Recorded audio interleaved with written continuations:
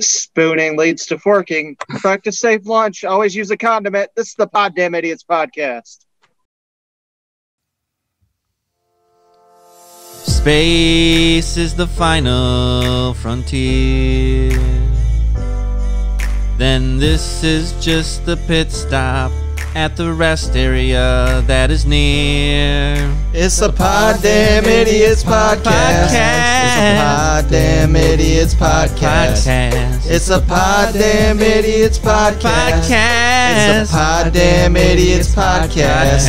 In your ear. In your ear. Pod.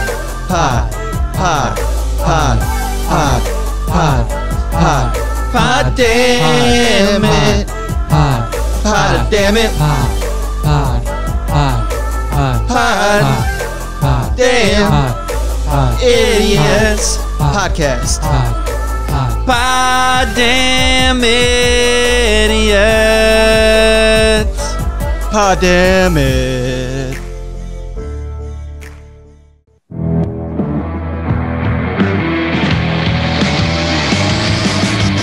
From the Amplex Studios in Battle Creek, Michigan, the Red Room in Spaceland, Spadeland, Jazzland, Tennessee, eventually, the Scorpion Room in San Marcos, Texas. This is the Poddamn Idiotz Podcast. Oh man, I mispronounced the Red Room. Oh, I mispronounced Spadeland. I was like Spotland or something like that. You said Spaceland. You said Spaceland. You had one job and you messed it up. One job. I couldn't even do it. I'm gonna get a drink. And I mean, I know space is the final frontier, but fuck. I was already thinking ahead to Jazzland. We're not really there yet, but we might be eventually. And the next thing you know, I'm like Spaceland. This is the final frontier. Well, welcome everyone to the Poddamn Idiotz Podcast. I'm Jay Hizzle, and I'm about to drink some wine, and apparently it seems like I'm already been drinking, but believe it or not, I haven't. It's just, that's how it goes sometimes. And then on my screen, I actually have everyone like in a line, so I'm in the middle, and then on my left is Texas. He's down in San Marcos where there are scorpions. He's been training. He's a very important guy where he works at, kind of the big man on campus, if you know what I mean. So he's a busy guy, but he made time to be here for us. Thank you, Texas. We appreciate it. Well, it was either be here or be at the bar and try to get laid, and I actually have more of a chance of making people laugh than getting laid. So, well, that's true for two of us here, at least. And then there's to my right. Oh, he's in Spaceland. If you're watching the YouTube version, it's Rick Spade. So Rick is in space right now, and he's having a good time. Got one of those cool virtual backgrounds going. Although I'm on a boat right now, the Queen Mary to be exact. I'm on a boat. And then Jasmine. I just thought that was a dirty dorm room every time you post that. No, it's actually this interior of one of the rooms in the Queen Mary. Although I think this picture has like we're unpacked and have stuff everywhere, but you know that happens sometimes. And then Texas was on the Queen Mary once. He did not like it. This is probably bringing back bad memories. I'm sorry, Texas. Apparently, the Queen Mary's haunted. I didn't know, and it's one of the top most 5 haunted places in America. Yeah, and then my friend Amanda's like, "I told you it was haunted. Were you not paying attention?" And Rick would love it since he likes to go ghost hunting. Rick would love it. We'll do that. We'll go there someday, Rick. We'll do the podcast from there. That'd be kind of cool. Apparently, Texas will be doing it from Texas still. I'll do it from the hotel across the road from the Queen Mary. Yeah. With the bad Wi-Fi. My Wi-Fi probably better than your guys if you guys have been on a ship. Outside the Queen Mary, where it's safe. Wait, is Texas getting mugged? I'm just kidding. You just hear in the background, "Give me your money and your wallet." I wish I was on the Queen Mary. Okay, just don't put me on that ship. It's haunted. Yeah, anything. Just don't put me on there. Oh, man. Now we know how to get Texas to do stuff. Don't make us drag you to the Queen Mary. Okay, I'm so sorry. But Zay liked it. His son liked it, so that was cool. And then like I said, Jazz will be joining. We just don't know when yet. He's finishing up something, so he'll probably just appear in Jazzland at some point. So, but hey, He's while making there's donuts. I don't know if he's cooking or what he's doing. Donuts though, they sound good. What kind of donuts do you guys like? You're more like a cream filled, jelly filled. We'll save donuts for a different top 5. Oh wow! But anyway, so you know what? We should see what's happening down in Texas. Texas, what's happening in your world? Dear God. We're only 3 minutes into the show. All right. we always derail early, so it's okay. Started my weird split shift thing this week. Starting Monday, I get a trainee for 2 weeks, and then I go back to my normal shift. Other than that, yesterday I was just starting to feel really lonely, and I was contemplating skipping out on the podcast and going to the bar and trying to meet someone, but let's face it, I'm not a catch. No one likes me. It's okay. I'll just die alone. So I came here to make people laugh. I mean, I think really what happened was you're like, I could try to meet girls, or there's some really attractive people that I do the podcast with. Yes, Jay, he's sexually attracted to you and Jazz. That's not what I meant. It came off wrong. Okay, I need to just be quiet. It's late. At all. Or you're just like, those people are just so cool, and maybe the ladies will catch an episode and be like, oh yeah, keep on rolling, baby. You know what time it is. Yeah, right. But that was my week. How was yours, Rick?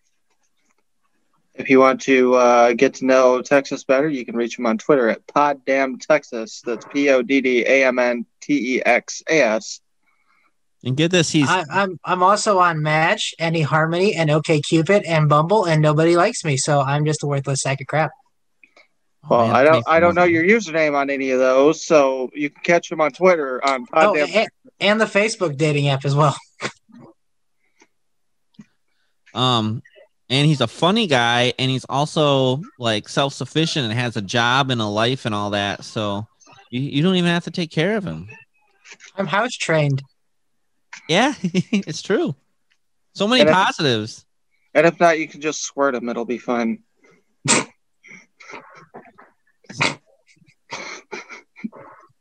See, I made you feel better already.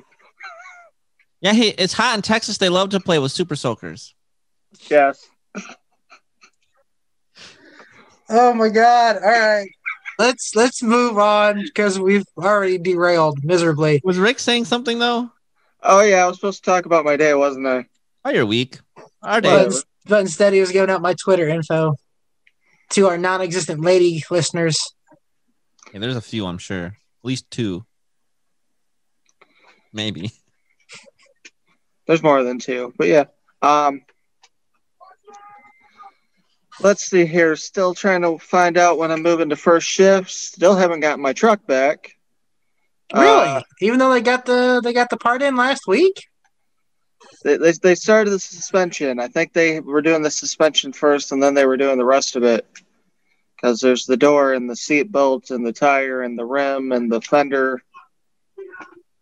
Huh. So they're really taking their time. It is what it is. Yeah, that's true. That's my new catchphrase.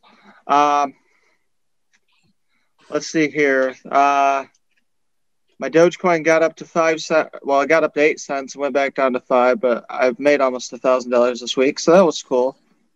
Woo! Money, money, money, money. Other than that, just been watching some stuff on one of my streaming apps. I've been streaming this anime called Attack on Titan. I started from the beginning, and I'm on episode 37, and I believe there's 61 of them dubbed right now. And I ordered the Peacock streaming service. I did that annually now, so I have that for when WWE Network goes over in March. So nice. Yeah, other than that, I haven't done shit. So, Fire Crotch. How was your week? Oh man, it's been a busy week. I've gotten all my. I got to go to the boxing gym 3 times, and on Wednesday we had this new girl trainer who actually I met a while back because we did open gyms. But holy crap, she kicked our butts.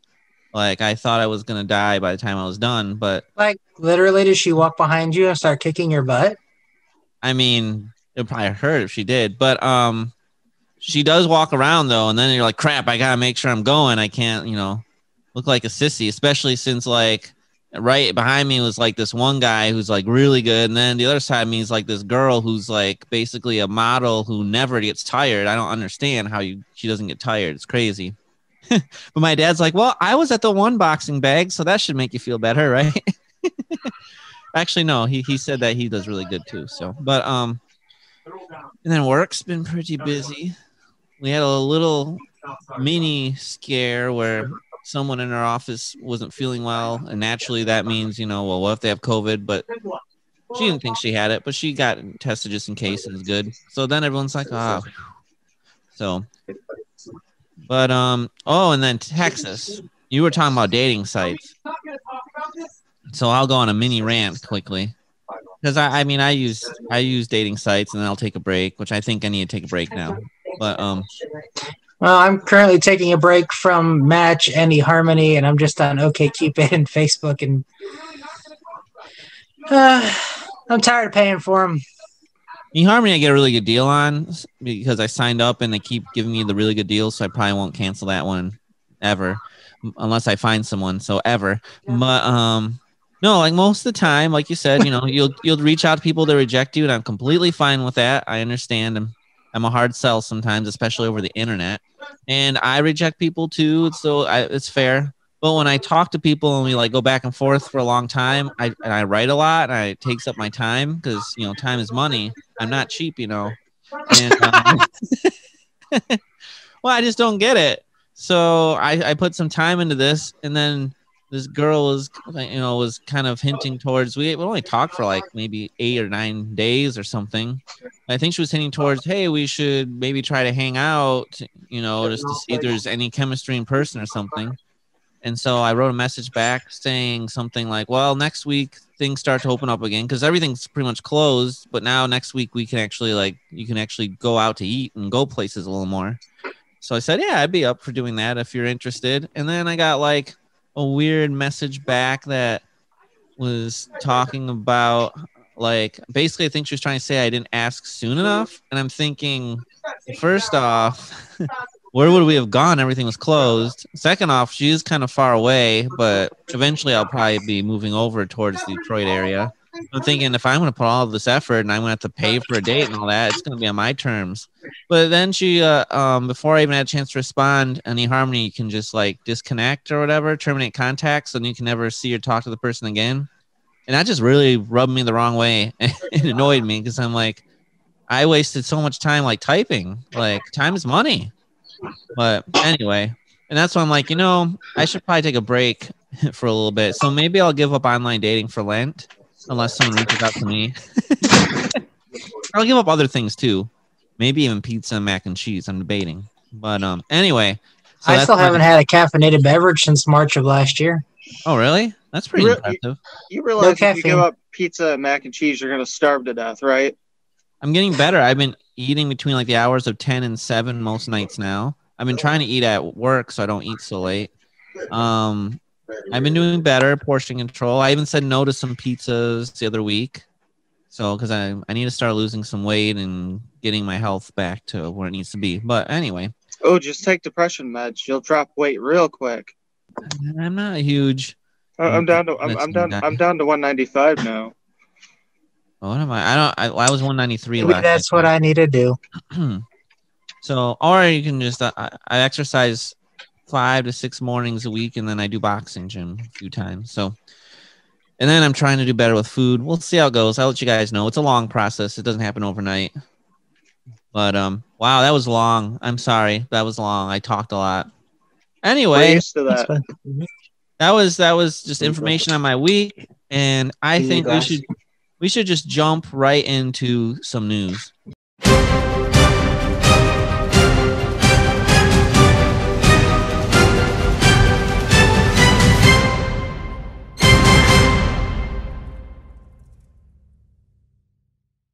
I got two pieces of news for you just at the end. At the end? All right. Well, I'm going to start with, Michigan, things happen. Firefighters were attempting a goose rescue in Michigan. So they attempted a goose rescue. There was a frozen river. They looked out, and there is a proverbial wild goose. So they called it a proverbial wild goose chase that they went on. Because they're like, oh my gosh, there's a goose on the river. It looks injured. It's barely moving. And so they went out to rescue it. And guess what ended up happening? It was not an injured goose. It was a decoy hunting goose. So yes, can you imagine all these firefighters like trying to save an animal and it ends up being fake? That's good. Oh man. Can you like look with binoculars or a telescope or something? You think so, but I mean, a picture of it looks really real. Like it's impressively real, but you would think you would move a little bit or something. But I don't know. It's an impressive decoy when you got the fight. I don't know. There's some girls that just lay there and take it. So, Oh, they call those hoes. No offense if anyone's listening that does that. That's cool. I wasn't expecting you to say that. You're not necessarily a hoe. I don't know what that is. Like if you're married and you just take it, that's Did natural. you just say you don't know what a hoe means? No, that's not. No, I'm digging a hole and I'm just not getting out. That's all. That's normal. But I love everyone and they can all make their own choices. Good for you. I don't judge. All right. But you know who does judge? The Guinness Book of World Records. They judge and they judge hard. I thought you were going to say Judge Judy. The boy who was 12 years old was judged really hard by the Guinness World Records because he was building a Star Wars Lego set. And they said, all right, we're going to time you. And a 12-year-old Lego enthusiast in Kentucky, he broke the world record by building a Star Wars Millennium Falcon micro fighter kit in under 2 minutes. So how cool is that? A minute and 59.72 seconds, setting the world record for the fastest time to build the model. Holy crap. This is what I want to get into building Legos quick and see if I can break records that way. They'll call me the Lego Breaker. It's Jay Hizzle, Lego Breaker. Dun dun. Wait, that sounds like I break the Legos, though. Lego Record Breaker. So anyway, now this next one is one I won't even attempt. But maybe Rick will. A Canadian man with a love for spicy food broke a Guinness World Record by eating 3 Carolina Reaper chili peppers, the hottest chili pepper in the world, in under 10 seconds. You don't want to give that one a shot? He texted us and said his butthole was on fire after eating the Taki or those Taki chips. You really think he wants to eat 3 ghost peppers? Tacky. His butthole and it's on fire. Tacky, what the hell ever. Okay, let me just... Maybe I'll save this for next segment. Habanero pepper. All I'm saying. You had one, didn't you? I mean, you're going to tell us maybe in Rick. I see what you're getting at. Yeah, since I didn't have anything for Rick's segment, I do now. You're welcome. I should probably make sure that the jet's all fueled up, too. Last time I did a bad job. Anyway. We're used to it. Isn't that just crazy, though? Under 10 seconds, he put 3 of the hottest peppers in his mouth, and he ate them. I wonder if he had milk afterwards. Each pepper weighed 0.18 ounces, too. That was a requirement. Did you ever see that episode of The Simpsons where Homer put wax in his mouth to eat that fucking, hallucination pepper? Sounds familiar. The Simpsons. It was supposed to be like the hottest pepper in the world, but when Homer tried eating it the first time, he fucking, his mouth was on fire. So he put wax in his mouth so he could swallow them all whole, and he swallowed 10 of them. And then he ended up having hallucinations and stuff. That's probably what he did, Probably. That's just crazy. And one more world record here. David Rush. This is the guy that breaks all the Guinness World Records to promote stem cell education. He's just really talented. He broke the record for most popcorn thrown and then caught with his mouth in 1 minute. So that's pretty cool. 3. The answer's 3. It was 3, right? 3. 54 in 1 minute. A guy threw 54 and he caught 54 pieces of popcorn in his mouth. 37 was the previous record, so he crushed it. How far away was the person throwing it? Maybe 1, 2, 3, maybe like 6 feet away, 6 or 7 feet away. I can't even catch it when I throw it up. So That's gotta be kind of hard because popcorn does not fly that good. That's what he said. He said the difficult part of the record was predicting where the lightweight popcorn would go when thrown. He said the stickiness of the popcorn also led to a few errant throws. So, but I just thought that's kind of cool. So that's our world record news. Did he throw underhanded, overhanded? I think that makes a difference. It looks like he kind of threw overhanded. Because overhanded, you don't really have any trajectory because it could go anywhere like a paper airplane. But if you did it underhanded, you could just be like, yeet! Well, he like flinged it. It was like he flinged it like this. So it's kind of like that softball throw on Rookie of the Year where he was just like. And the guy dropped a lot of popcorn too. Like he could have, like this guy was really throwing it super fast. So there's room to improve on the record. Wow. It's impressive. This is very impressive what they have going on there. All right, guys. I found a good job. A mattress reviewing platform is seeking a real-life Sleeping Beauty. Get paid $3,000 to test out a mattress. I'm in. I'm in. I mean, the chosen candidate will be paid to sleep on the job. I love sleep. Wait, I shouldn't say that. I almost said that I love sleeping on the job. I do not sleep on my job now, but hey, OGC Hizzle, did you hear that? He sleeps on the job. Back in the Menards days, when we flew in an airplane to go travel, we were allowed to sleep on the plane and we got paid for it. So I did love sleeping on the job when I traveled because I got paid to do it and I was okay. I was allowed to do it. I'm pretty awake at my job now, but I've started drinking a cup of coffee in the morning and some green tea in the afternoon, so that might help. What he's not telling you is, and during his Menards days, he would sleep in the office, and later Mitch would wake him up and be like, "Get up, motherfucker." No, although I had this chair that would make it look like I was sleeping the way like it leaned, and so like I got, let's see here.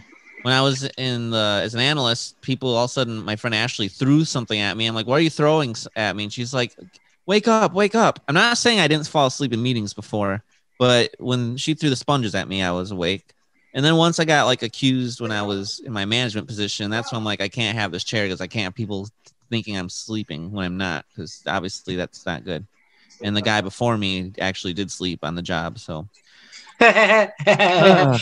Well, that's good because the two night guys before the one who just quit, they were both fired for falling asleep on the job at work multiple times. Yeah, you can't do that. So unless you're the boss, then you can do what you want. So my first couple of months working on third shift, I fell asleep in the bathroom. I sat down to go poop. I set my phone down for a second to wipe, and I zonked out. I've never like purposely fallen asleep at work. I just had a few like the head bob things where I was so tired and we're in a meeting and my head was kind of bobbing and someone asked me a question. I'm like, what? Hollywood, are you with us? Oh yeah, I'm listening. It's not like I did it on purpose. Let's see here. But anyway, this is awesome. $3,000. Test out the mattress. So to be the right fit for the role, you'll need to be a self-starter, available to work immediately and independently, have clear writing skills, good evaluation skills, and exceptionally good at sleeping. Well, I'm out. I don't have good writing skills. Our sleeping ability will also have to be able to sleep alone to ensure an undisturbed night's sleep. So do they have a girl that kisses you to wake you up? Ooh, la la. Texas, maybe you get a girlfriend that way. She better be kissing my penis. I don't think that's how Sleeping Beauty worked. It is in the porn version. And for everyone listening, I'd like to apologize ahead of time. All three of us are drinking. It's late for two of them. And yeah, it's been a long week for most of us. I took a 2-hour nap. Don't tell me it's late. Fuck off. In my last okay, but we have been drinking. My last regular story, I thought this was cool. Stranded drivers get COVID-19 vaccine while stuck on a highway during a snowstorm. In Oregon. I didn't even know they have snowstorms in Oregon. A group of health workers in Oregon were stuck on the highway during a snowstorm and they had to think fast because they had some COVID-19 vaccine doses left and they were going to expire in an hour. So, do you know what they decided? I'm impressed because a lot of them would just be like, wah, bad weather, and they'll just let it go to waste. Just like it seems like half the country's doing. This is in Oregon where they like do hard drugs and all that, but don't pump their own gas. So I'm really impressed that they figured this out. And so they decided, hey, you know what? Let's just go knock on the car windows of the stranded people and see if anyone wants the vaccine. So they actually, during this massive snowstorm, they got out and they went and started asking people if they wanted the Moderna vaccine. And so people were excited and they started jabbing needles into their arms. And it wasn't heroin. It was actually vaccine. So I just thought that was kind of cool. Like they actually thought like, we don't want to let this go to waste. And so they were able to go and get some people vaccinated on the highway. And now those people don't have to wait for their first dose. So I just thought that was kind of a cool story. See, when you first said it, I thought maybe they were sharing needles and they just decided, hey, you want to give each other the vaccine? All right. Is that what their kids are calling it these days? No, I thought that was really cool. So good job, Oregon. I hope other people, if they have a situation, do that too. So I hope to God they had, multiple needles and they weren't just sharing needles on. Well, I mean, every dose had its own syringe, I bet. You would hope. And then you were just talking about their fucking shooting up heroin and shit usually there, but they can't pump their own gas. So it wouldn't surprise me if they're like, excuse me, sorry. COVID vaccine. All right. This makes me wonder if that was always the plan. Like they're like, we can't let people pump their own gas here because eventually we're gonna let them do drugs. But and then in hockey news, this was sad, but I knew it was coming. One of my favorite players of all time, Jimmy Howard, goalie for the Red Wings since he started in the organization when I was started college. That's how long he's been with the Red Wings, for like 14 years. He announced his official retirement. The Red Wings weren't going to re-sign him, and he wanted to retire a wing. He had offers to go to another team, but he just was really enjoying being at home. I saw a part of an interview, and he's like, I'm just tired of getting hit by pucks all the time, which he got hit by a lot of pucks because the Red Wings sucked for a lot of the time he was goalie. He actually ended up number 1 all-time in saves for the Red Wings and like number 3 in wins. He had another number 1 in maybe games played or another stat. It was impressive, but he's like top. The goalies for the Red Wings history go Terry Sawchuk, Chris Osgood, Jimmy Howard. So I was just proud that, he's moving on and doing something new, being with his family. He's excited he has kids, to be with his kids and coach his kids' hockey team. And hopefully he does something with the Red Wings. But it's still, seeing the pictures of him and all the flashbacks, it brought great memories of going to the Joe and watching him play and going a ton of places. So I'll be wearing my Howard jersey with pride still. Now it's officially a classic, but anyway, so I wish Jimmy the best in retirement. As far as the current Red Wings, they have like 5-6 players out, like a third of the roster. Things are not going well, but I still love them anyway. Texas, you said you had a couple of news stories. I do. So this one's actually from 2019, but it's too good not to bring back up. Look at the church. There's the steeple. Trapeze artist with diarrhea defecates on 23 people. Wow. Ringling Brothers shuts down circus event in Florida after trapeze artist accidentally defecates on the audience. I mean, when you gotta go, you gotta go. Yeah, but that's not the time you want to go. No. That's why if you have those kind of problems, you wear a diaper. At least during the COVID era, you'd have a mask on, so you wouldn't be eating the shit if you looked up. I didn't even know they had people below the trapeze people. I always thought there was just a net below them. Well, if you're swinging and you got diarrhea, it's flinging, man. If you're swinging, it's flinging. Yep. And then my last piece of news, the Chinese have developed a new way, a more effective way of testing for COVID. Anal swabs. What they do is they take a Q-tip, they shove up your bunghole about an inch, twirl it around for 10 seconds, and then pull it out. Supposedly, it's a more effective way of testing for COVID. Yeah, how about no? We don't I'd even need rather that die. We don't even need the COVID test now. They got fucking COVID sniffing dogs. Oh yeah, they have dogs. Why don't we just have COVID sniffing dogs everywhere? It'd be so much easier. I don't know, but I love the fact the Chinese are now, we're going to stick stuff up their ass. I just wonder, like, for these dogs, what happens if you feel great, you go to a game, you pay like $1,000 for these tickets, and then all of a sudden they're like, no, you can't come in because Tito here thinks you have COVID. I'm really curious how they have the dogs saying you have COVID. I mean, there's no smell. I mean, yes, with drugs, that's understandable. With they have them where you can search for bed bugs, understandable. Bombs, understandable. Cadaver dogs, understandable. Everything like that has a scent. But COVID sniffing dogs? So the key is you want to throw the dogs off the scent if you're, I mean, obviously we think you have COVID, you shouldn't go. But if you're worried about a false positive, you need to like make yourself smell like potpourri or something. I don't know. You gotta have some sausages on you. I don't know. Yeah, but then won't the dog bark at you? It doesn't really want COVID. It just wants a sausage. What? Well, that's when you're like, oh, sorry, I had these sausages in my pocket. Yeah. Oh, I get it. I forgot about these sausages that I carry around for random dogs. I like to feed the strays. Yeah, there we go.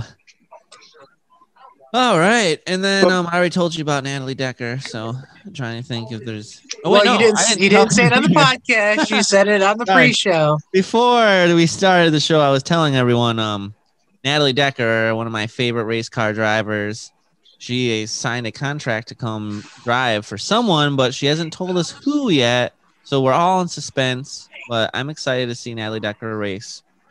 So, yay. And NASCAR is starting up here soon. Woohoo! Oh, they have the Rolex 24 starting tomorrow. It's a 24-hour race from Saturday at 3 o'clock my time to 3 o'clock Sunday.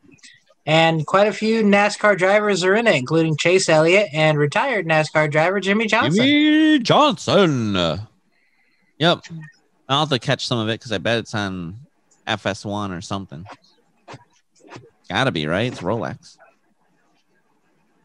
So anyway, so we even mixed a little bit of sports news in there because that's what we do here, the Poddamn Idiotz Podcast. You get the NBC Sports Channel's going away as well. They're going to start putting hockey games on like USA and stuff like that. Yep, they're trying to boost USA up because they want to be able to compete with like TNT and stuff.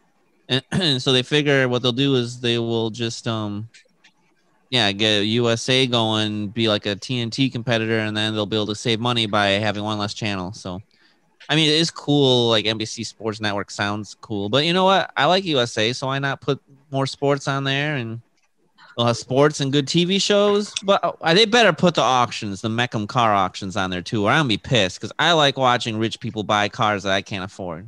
You can watch it on Peacock. That's what they'll probably do. They'll put it on Peacock. I do get it for free because I have Xfinity, but he wants to see your peacock. Cock, your peacock, cock. I just got Peacock annually because they're putting the WWE Network on there. So you want to see the peacock cock? No, that's what Katy Perry sings a song called that. Maybe she likes to see the peacock cock.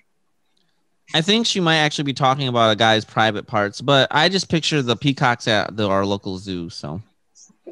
Oh, that's okay. I just learned what cherry chapstick meant. So, isn't that just a flavored chapstick you put on your lips to make no. That might be an Urban Dictionary sometimes in the near future.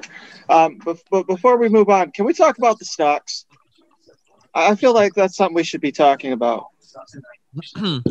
I mean, I was almost thinking it could even be a bite me part, but no, that's fine. Okay, so for those of you that have been watching the stock market, the GameStop stock shot way the fuck up. I'm talking way the fuck up. Like it went up almost 1,500%. Okay, I think it was at like $33, and it shot up to like 300 and something overnight. And that was pretty much just because of people off of Reddit. Yep, there was a Reddit group that was called Wall Street Bets. And there was a CEO of Chewy, and he basically said what these hedge funds like to do is they like to sell the stuff when it's real high wait for it to go back low, and then buy all the stocks back. Yep, exactly. If they think that the stock's weak, that's what they like to do. So basically, they sell something they don't actually own, and they have to buy it back. But their thought is, well, I sold all this. Now it's going to plummet, and I'm going to buy it back. Do you know what makes me mad, though?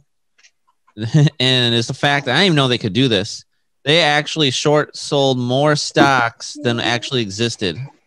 It's ridiculous. That should not be able to happen. Yeah.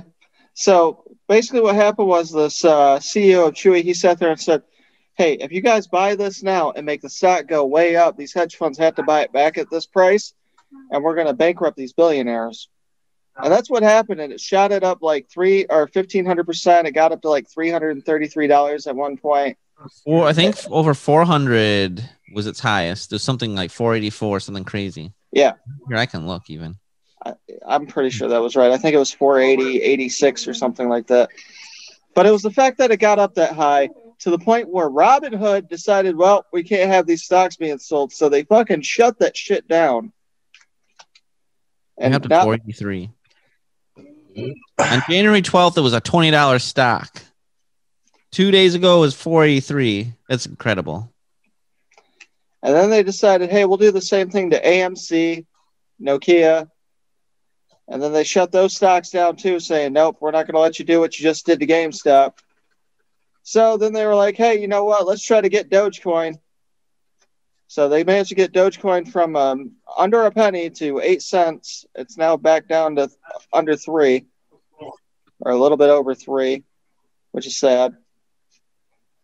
Well, it'll go back up eventually, I think. Hopefully. I just like to see it not go back down to under a penny. I mean, I'll buy more if it does. Me too. Yeah, but if that was the case, I'd rather do what these fucking hedge funds were doing and sell it now and then buy it back when it's low. I mean, you can, but I don't know what way it's going to go.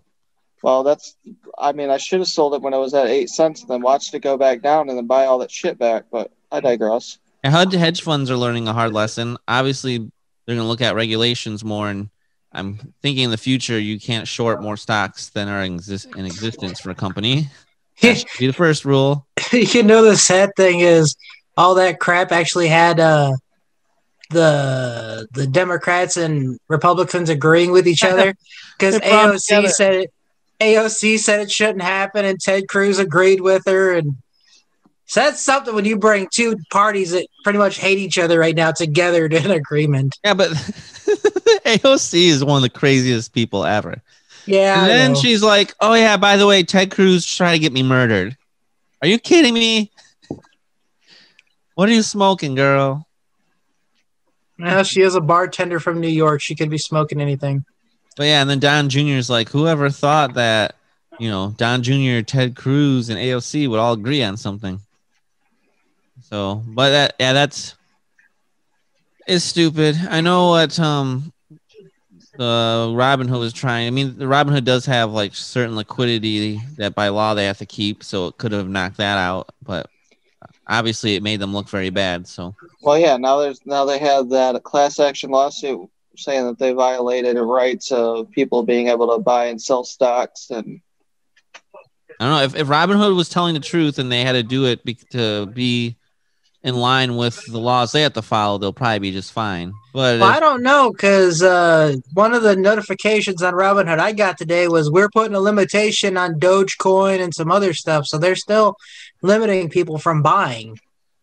Dogecoin, I don't think would be regulated like the other stuff because it's a cryptocurrency. So yeah, I understand that, but that's well, no. See, what they're doing is you can't just immediately instant deposit and try to buy stuff. If you have money already in there, you can buy stuff like that.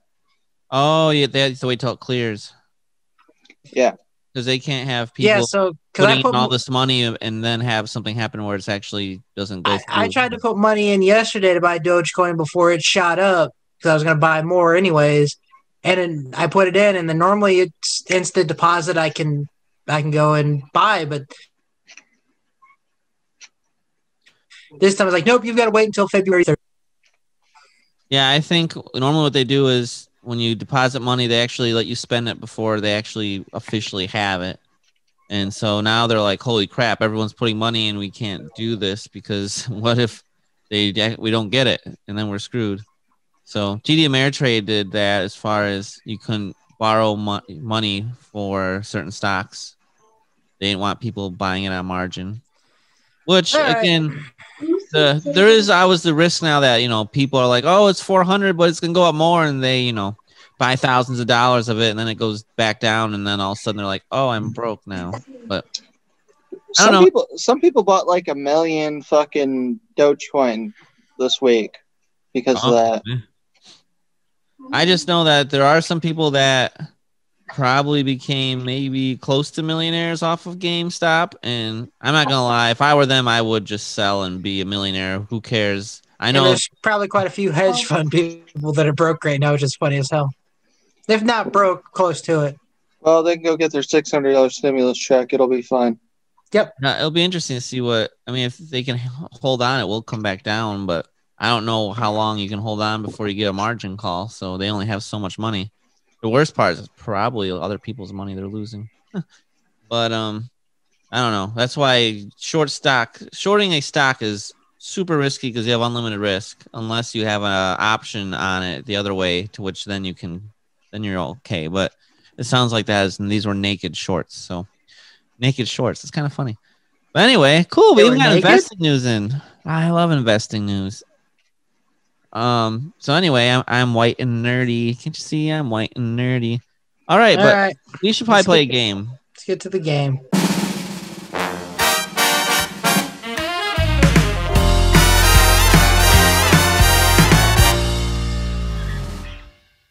Game of the week with Rick Spade. Take it away, Rick. Howdy. That's my line. It is what it is. That's my works line. Actually, that's my line. Whatever. That's my line. So, I don't know what happened to the Jolly Green Giant. I thought he'd be here by now because it's still doing. He apologized. He's still doing some administrative work. So I told him we're at the game of the week. He said, "LOL, sorry, I'm trying. Just stuck in admin stuff." He runs leagues online for racing. All right, so I was told that we had to do one of the new games this week, so I decided. So I decided on So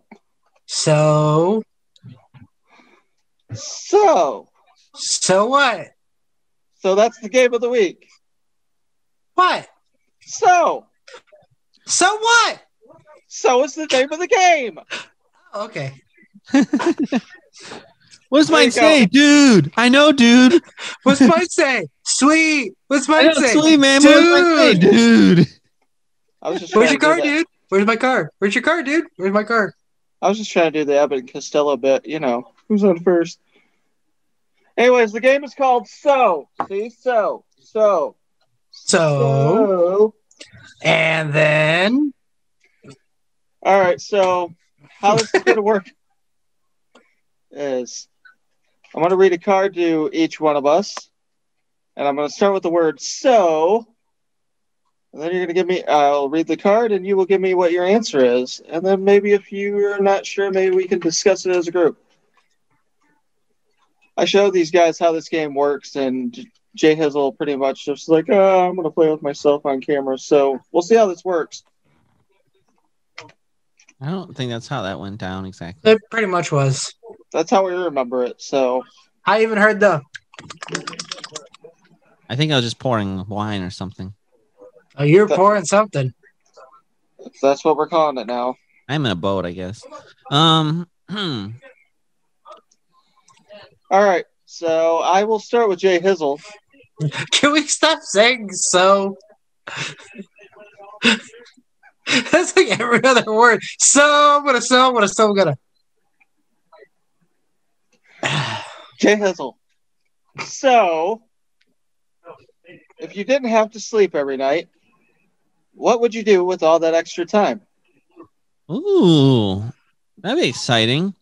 So if I didn't mean to say that, it just happened. But what I would do with my extra time is I would definitely do more stock market research. So I'd be ready to go with trading ideas for the morning. I would read some more books because I'm trying to read more, and now I am actually starting to read more, but because we're assuming I'm not tired then either. Obviously I would stay up every night and watch the late night hockey games, not just most nights. So basically, you'd be like Elf. Did you sleep? Yeah, I got a full 30 minutes. But I feel like I would use it for a lot of learning opportunities, and maybe like an extra workout or something. I would put it to use, that's for sure. I like it. What about, does Texas answer too? You know what? Do you all want to answer each question? Don't matter. What would you do with your extra time then? Well, if it's anything like my spare time now, I would be on the damn dating websites trying to find someone to love me. If it makes you feeling better, I've talked to people that are very successful in dating, and they said the dating websites, they get rejected too. There's just a hard place to meet people. So once the world opens up and you go out, that's just the much better way to do it. And other than that, I don't know. Maybe exercise. Maybe read if I can. I don't know. It's been a long since I tried to read. It's right to left, right? That's how you read? Sure, in Europe. Technically, the mangas, you start from the backwards and work your way forward. So maybe Down to up. Let's see here. If I had more extra time, I would probably spend some more time with my kids, and I would definitely finish these 800 fucking video games that I start and never finish. Because there's a lot I'll start, and then I'll be like, oh, a new game came out. And then I'll forget all about it. Other than that, probably binge watch TV, you know. That would be interesting. By the way, I'm on season 4 of Good Doctor now. Nice. Is he still good? Yes. Okay. Just want to make sure. You figure I started Attack on Titan a week ago, and with what little time I have, I got from episode 1 to episode 40. So I have 5 episodes left of The Sopranos. So you're going to be disappointed at the end, right? I don't know what to expect, but then I'm getting rid of HBO because I don't watch enough TV, and that's like $15 a month, which is like $150, almost $200 a year, which can be used somewhere else. But if you keep HBO Max, like all the movies that come out in movie theaters are going directly to HBO Max. Yep. They said that's not going to happen forever. That's just kind of a COVID thing. Right, but that's going to happen for the entire year. Like, it's guaranteed all the stuff coming out in 2021. We'll see. Wonder Woman, Godzilla, the other movies that I can't think of right now. Suicide Squad. I prefer to see them in theaters. Flash. There's like 21 movies that are supposed to be coming out on the HBO Max that are supposed to also be in theaters. Theater's still the way to go. All right, what else you got for us? So, we'll start with Texas this time. Ooh, Texas. What would your 10-year-old self think of your present self? He's a fat, schlubby loser. What grade are you when you're 10? It would be like... Well, my daughter is in 6th, I believe, and she's 12, so... 4th grade. 4th grade. He's a fat, schlubby loser who gave up on all life goals.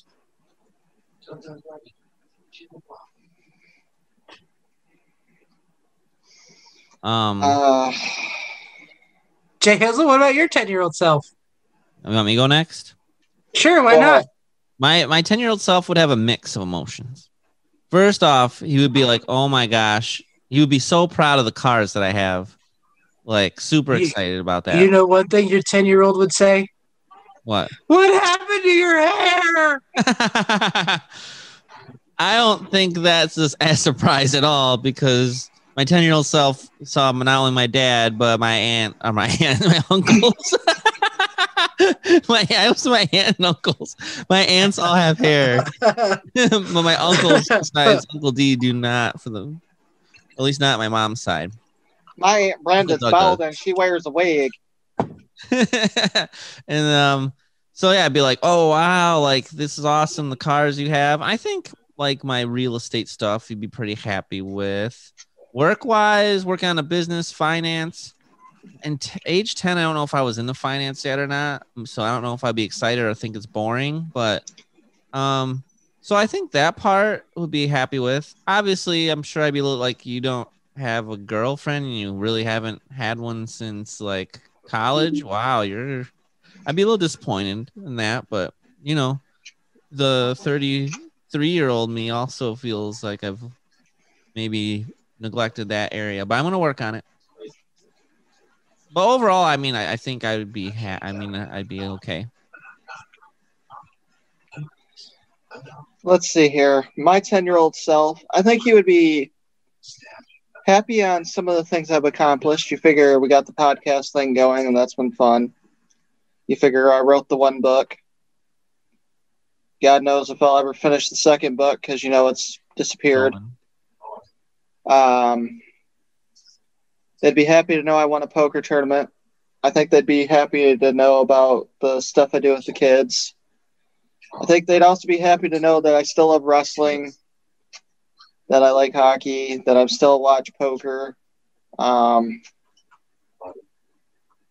the other hand, I think they'd be disappointed just because I planned on being a pro wrestler when I was a kid and that got cut short. Well, you got injured. You can't blame yourself for that. Yeah. Well, his 10-year-old self can still be disappointed. Well, then his 10-year-old self is a dick for not realizing he got hurt and it wasn't his fault. It's true. 10-year-olds are dicks. They don't understand. You hear that, Locke? You're going to be a dick in 2 You hear that, Locke? You're going to be a dick in 2 years. 10-year-olds listening to this podcast anyway. Yet he does, and then he asks me random questions. Like, you know, what's a fucking squid, jellyfish, abstract jellyfish? I don't know either. All right, what else do you got? All right, this one's for me. We'll start her off. So, imagine we all had to start over on Mars, and you were responsible for choosing who gets to be a part of humanity 2.0. How would you decide on who to accept? Oh boy, that's a deep one. Well, obviously there's got to be some intelligent women. There would also have to be some easy women. I was about to say something on that first one, but I decided against it, which is amazing since I'm almost drinking an entire bottle of wine. That means you're not getting laid because there's intelligent women? Is that where you're going to go? No, I was going to say, are there any intelligent women? Yeah, they're just taken already. I'm just kidding. I know some single ladies that are super smart and awesome. Well, you know, if they'd stop pigeonholing themselves and keep going for the same type of guy instead of, you know, going out of their comfort zone, they wouldn't have these problems. Just saying. They can't help who they like, unfortunately. I'd really want people that are like honest type people, you know what I mean? Because we got enough scammers and bullshitters and all that kind of shit. Like, I'd want like a decent humanity. I mean, obviously you want people that know how to do stuff, you know, farmers, business people, that kind of stuff, just so you could run some type of economy to where everybody could be happy and maybe not have to deal with money and stuff. But I think you would want, you know, you'd have to have a mix of everything, and then you'd want to just throw out all the bullshit and assholes. What you think, Jay Hizzle? I agree. I'd want to find, I don't know exactly how you filter it out, but I do my best to bring the good, caring, trustworthy, hardworking, honest people of the world.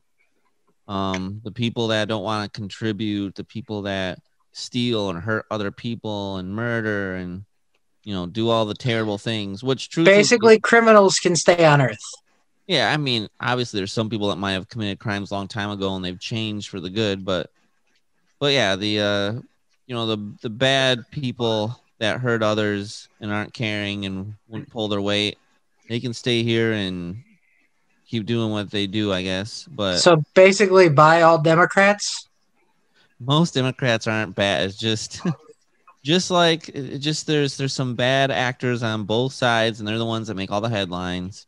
That's how it is. So that's where you think, man, the world sucks because all you see and read about is bad things. But there's actually way more good things. When you think about all the people you meet and come in contact with, 99% of them are usually good. So, my whole opinion though about criminals and stuff is, what do you end up doing if all the criminals are gone and then all of a sudden like crime starts happening again? Because that happened on Snowpiercer. And then they had to bring the detective from the back end to the front end, and then it turned out it was the daughter trying to cut off penises.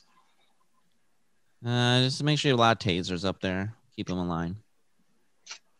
Taser. What you think there, Texas? I agree with what you guys have said. I could go the shallow guy route, all females but me, so I have to repopulate the world. But I'll just go with what you guys said. And Mars didn't get repopulated. Just kidding. They all turned lesbian. It's not funny, but it's hilarious. There was never a short supply of scissors.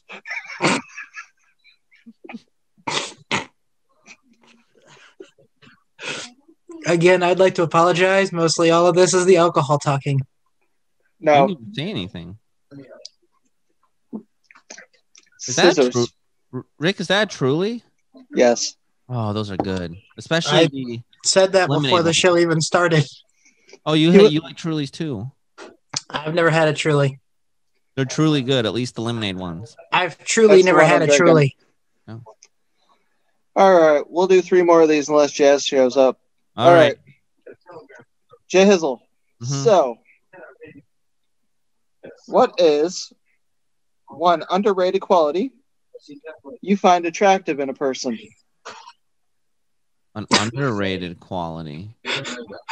Why were you squinting so hard when he was reading that? I was thinking. You're like, I gotta squint so I can listen better. Yep. So I can. I turn the music down so I can see better, and I gotta squint so I can hear better. An underrated quality for a girl might be her money management skills. Think about it. It's very important if she can manage her finances and your finances properly, but not one that people often think about.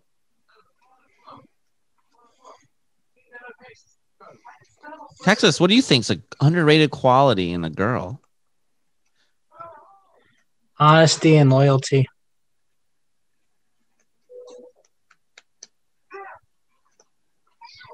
I rate those pretty high, but yeah, I can see where some people probably. You said underrated. That's underrated now because every single one of them decides to go. Well, not every single one of them. I apologize for that, but most of them go out there and they lie and they cheat nowadays. All right. It's hard to find an honest, loyal woman.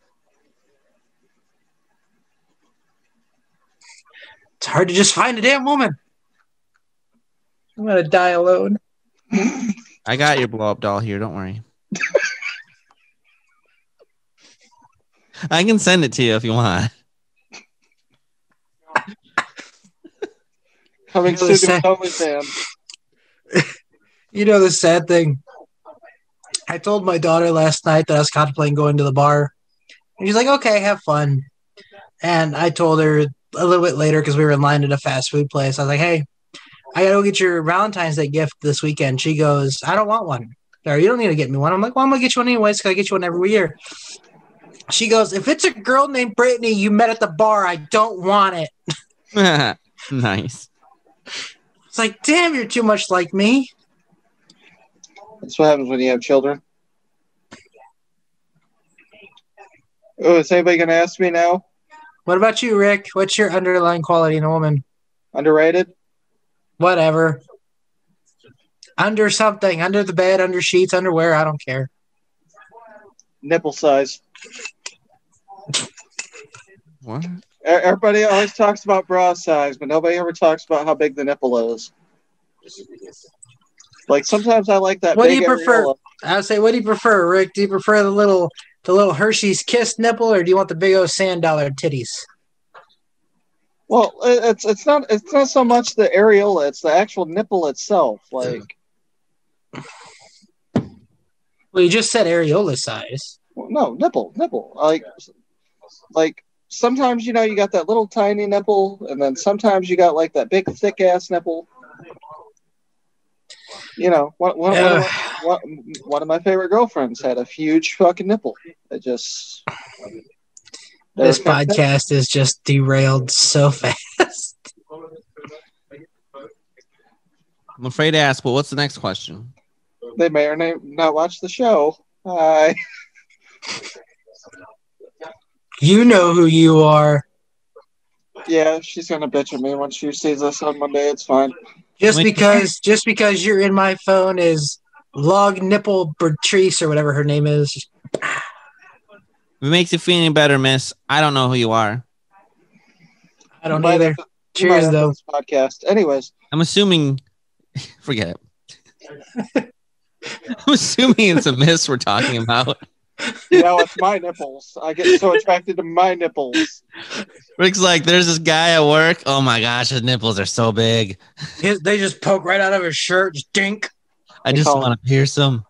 We call him $100. Anyways, Texas. So, if you become a leader of a country, what would the press say about you? God. Have you ever seen Idiocracy? I have not, but I figure it'll be what they say about Hector Macho Camacho. I honestly don't know. I'm a dumbass. I ain't got a clue. Maybe there'd be like, he is one of the funniest politicians we've ever had. Makes some great jokes. He's always inviting girls to the White House. He's so nice. He always starts his press conference with a dad joke. Oh, that'd be me. Well, I do it too now, thanks to you. Oh, okay. That's my normal icebreaker now on those dating sites is just throw out a dad joke. Like, I want a guy that's humorous. All right, fine. I'll throw out a damn dad joke for you. His headline reads, "Lonely Dictator Becomes Comedic Alcoholic." Well, I'm glad you said lonely dictator and just didn't stop at the dick. Lonely dick becomes alcoholic. I don't know. Can your penis drink that? Lonely dick. I don't know. What you got? What do you think, Greg? What would yours say? I thought it's just what the people think about you. It is. Yeah, okay. It's not a headline. It's just what they think about you. I didn't remember the question then. That's what the press would say about you. Yeah. Whatever I said. Horny king fucks bitches with big nipples. Yeah, Rick's headline. And Donald Trump's record of impeachment tries has been broken. He's got a, how like Six Flags and Cedar Point, you must be this tall to ride this ride. His is your nipples must be this wide to ride this ride. Excuse me. Space Mountain ain't got nothing on me. Woo! I would be the positivity president who's bringing the people together. That's right. I'm going to figure it out. I'm going to figure out a way to bring people together, and I won't be insulting them every chance I get. Positive. Gotta think positively. Hey, change the subject real quick. Jay Hizzle, what kind of wine you drinking tonight? Riesling from Columbia Valley. It was a 2017. It's made with organic grapes. I'm drinking a Stella Rose that's golden honey peach, and it is delicious. It actually sounds really good. I had peach wine a couple weeks ago. It was really good. I think I'm pretty much one glass away from finishing the whole bottle. When my mom comes over, finish the whole bottle. We had a really good. It Joseph Handler or something like that was the wine my mom brought over on Tuesday when we do our bachelor nights and we go through a whole bottle. It was good. You watched The Bachelor with your mom? Well, it started as I watched The Bachelor with a bunch of people online, some from Colorado, some from Michigan, and then my mom had to come get something, so I'm like, you can join us. And so now it's a tradition. She brings the dog Molly over. Sometimes I get a haircut. And she brings wine, and we drink, and we watch. Nothing says a good time like getting drunk with your mom while she gives you a haircut while watching The Bachelor. I mean, we do the haircut first before drinking gets involved. Yeah, you don't want you don't want her. You don't want his mom getting drunk and cutting his ear off on accident or something. It's just a razor, like the electric razor. I don't. Then he wouldn't be able to put the ear on right, and he'd look like Holyfield. No, he would just come into work, and his dad would be like, "Your mom was drinking last night, wasn't she? Why is that? You got a lightning bolt in the back of your head." This may be part of my girl problem, but I don't care. But this one girl was just shocked that I watched The Bachelor at the boxing gym, and I started talking Bachelor talk with her. You are now her gay best friend. She thought it was pretty hilarious. That may have been the wine talking. I apologize. Hey, it's made this game of the week entertaining. It's a shame that we only have one more question because I want to keep going now. Yeah, but we have more rounds, more things to do, and it's like midnight. Yeah, fuck that. All right.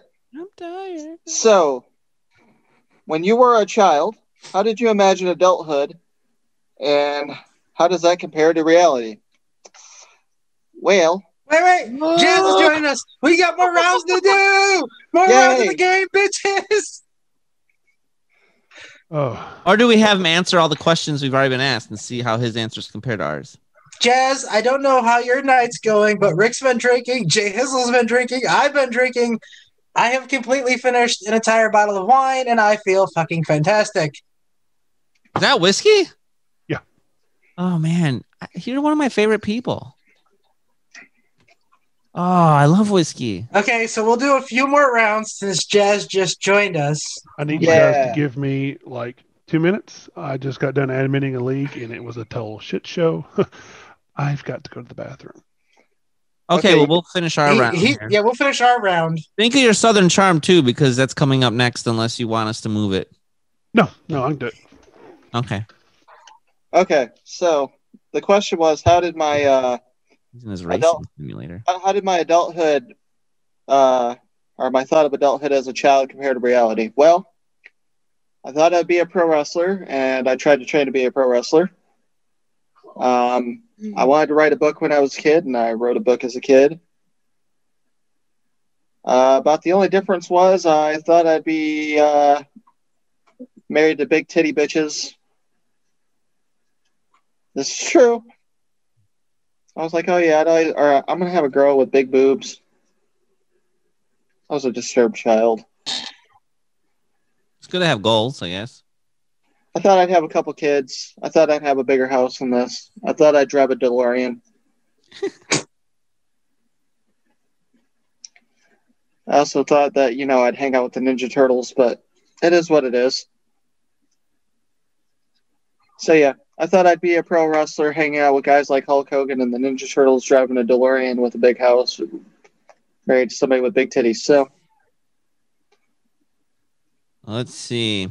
I've thought probably that at this point I'd be married with 2 kids, be making 6 figures a year, flying airplanes for a living. Clearly none of that has happened, but it doesn't mean I'm a complete failure because I'm doing finance, which I love, and 6 figures definitely will happen at some point, I'm sure, because I'm going to make it happen.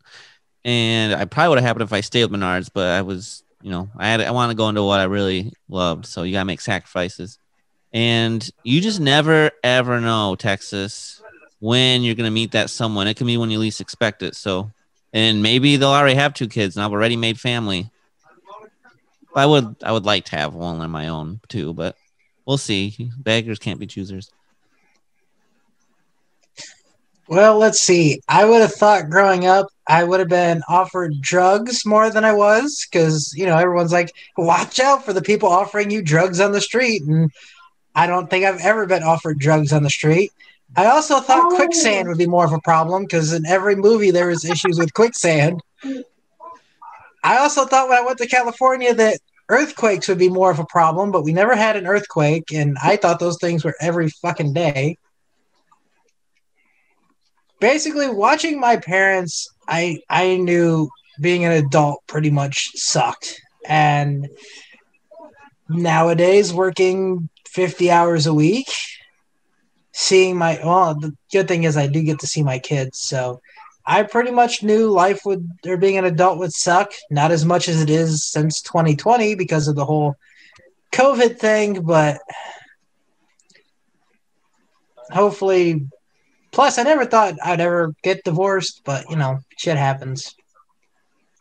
Hey, try being married twice. Twice. Well, that's because you think with a different head, Rick.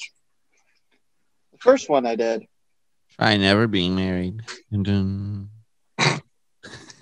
Probably cheaper. One. I've got one. That's all you get. That's my only one. That's the only one I'm going to do. Do you want to give him our question, then we'll do a couple more rounds? Yep. All right, Jess. So the question was, when you were a child, how did you imagine adulthood, and how does that compare to reality? I imagine adulthood being rainbow and sunshine and just chilling out all the time. Maybe going to work, coming home, going to work, coming home. But it's... Kids, if you're listening, which I hope you're not. Growing up is a trap. Don't grow up. Don't do it. Life wears you down way too quick. But to be honest with you, I still act like a kid because here I am in my sim racing cockpit, and I still act like a kid. So he said cock, and he said pit. Ooh, pit. It's true though. When you're young, you look at adults like, man, they're so serious and like mature, and then you become an adult, and you're like, no, they're just as bad, if not worse, than kids. The only good thing about becoming an adult is the beard.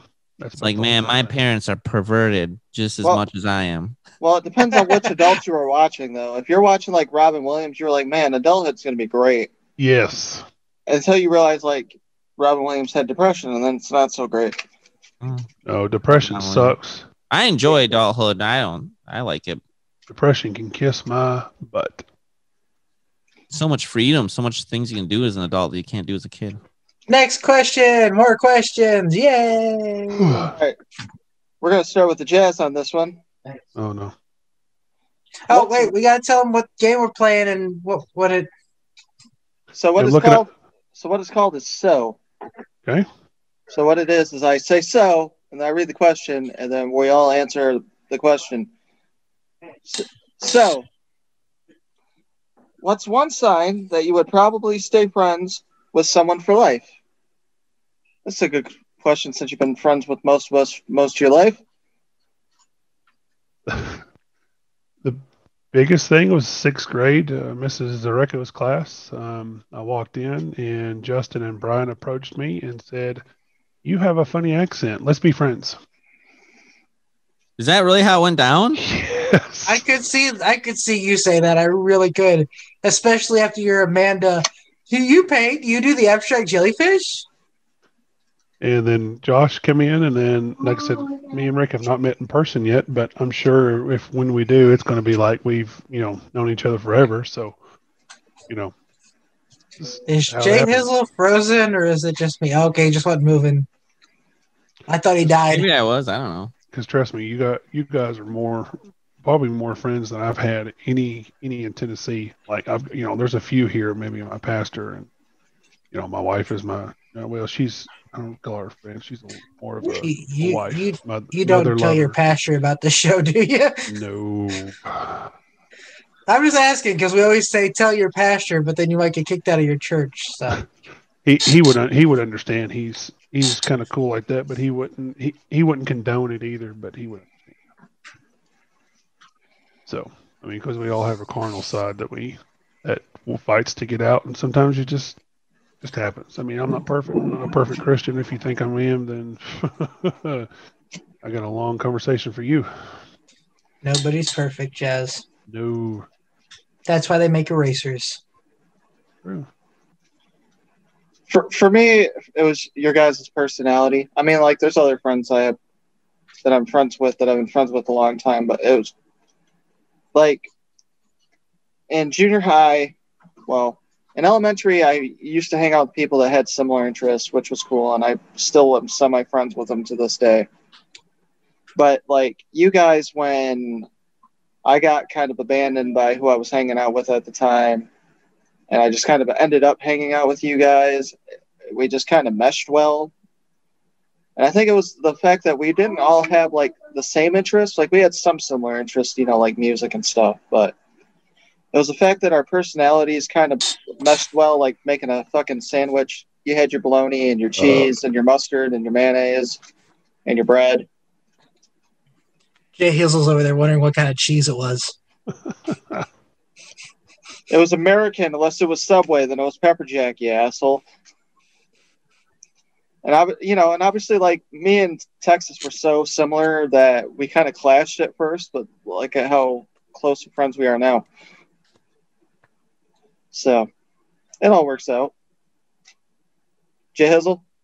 So basically, it's when you answer the same question, like you ask a question, you both answer the same way. I'll give you an example. Play game, right? On the count of three, name your favorite dinosaur. Don't even think about it. Just name it. Ready? 1, 2, 3. Velociraptor. Favorite non-pornographic magazine to masturbate to. Good housekeeping. If you were a chick, who's the one guy you would sleep with? John Stamos. What? Did we just become best friends? Yep. I honestly don't know if we can use that audio. Well, I'll leave it in and try, and if not, then I'll clip that out. I'm sorry, let us keep it in me. Since it's such a small clip and we're using it for a different purpose, it's legal to use. Plus, we're not making any money off of it right now anyway, so it doesn't matter. But I believe it's under 30 seconds, so we're fine. Yeah, that is how it's done. Did we just be best friends? You want to go do karate in the garage? Yep. Why'd you let us make bunk beds? It's such a terrible idea. Sorry, Jay Hizzle's tired and maybe a little drunk. We call that trunk. You know, when I think of all of us, I don't think of the fact that we answered questions the same. I think it was when we would all hang out and a song would come on and we all just sang it like we were a fucking boy band. And you know what I'm talking about, like when fucking Bohemian Rhapsody would come on and we would just all get into it. Your voice is a mix between Fergie and Jesus. There was a time I was driving down the road with Be Slow and our other friend Matt Allen and Dave Despin, and I had my iPod going through the radio and Barbie Girl came on, and freaking Matt and Brian are hanging out the windows and I'm a Barbie girl in a Barbie world. Oh, good times. Good times. Personality. Basically, it's personality. We all mesh really well. Even on our imperfections, we all match pretty well. Yes, we do. Yes. Jay Hizzle. So let's just do one more because I'm sure this is probably running pretty long. So. Oh, whatever. Okay. Jay Hizzle. Mm-hmm. Have you ever had to break up with a friend?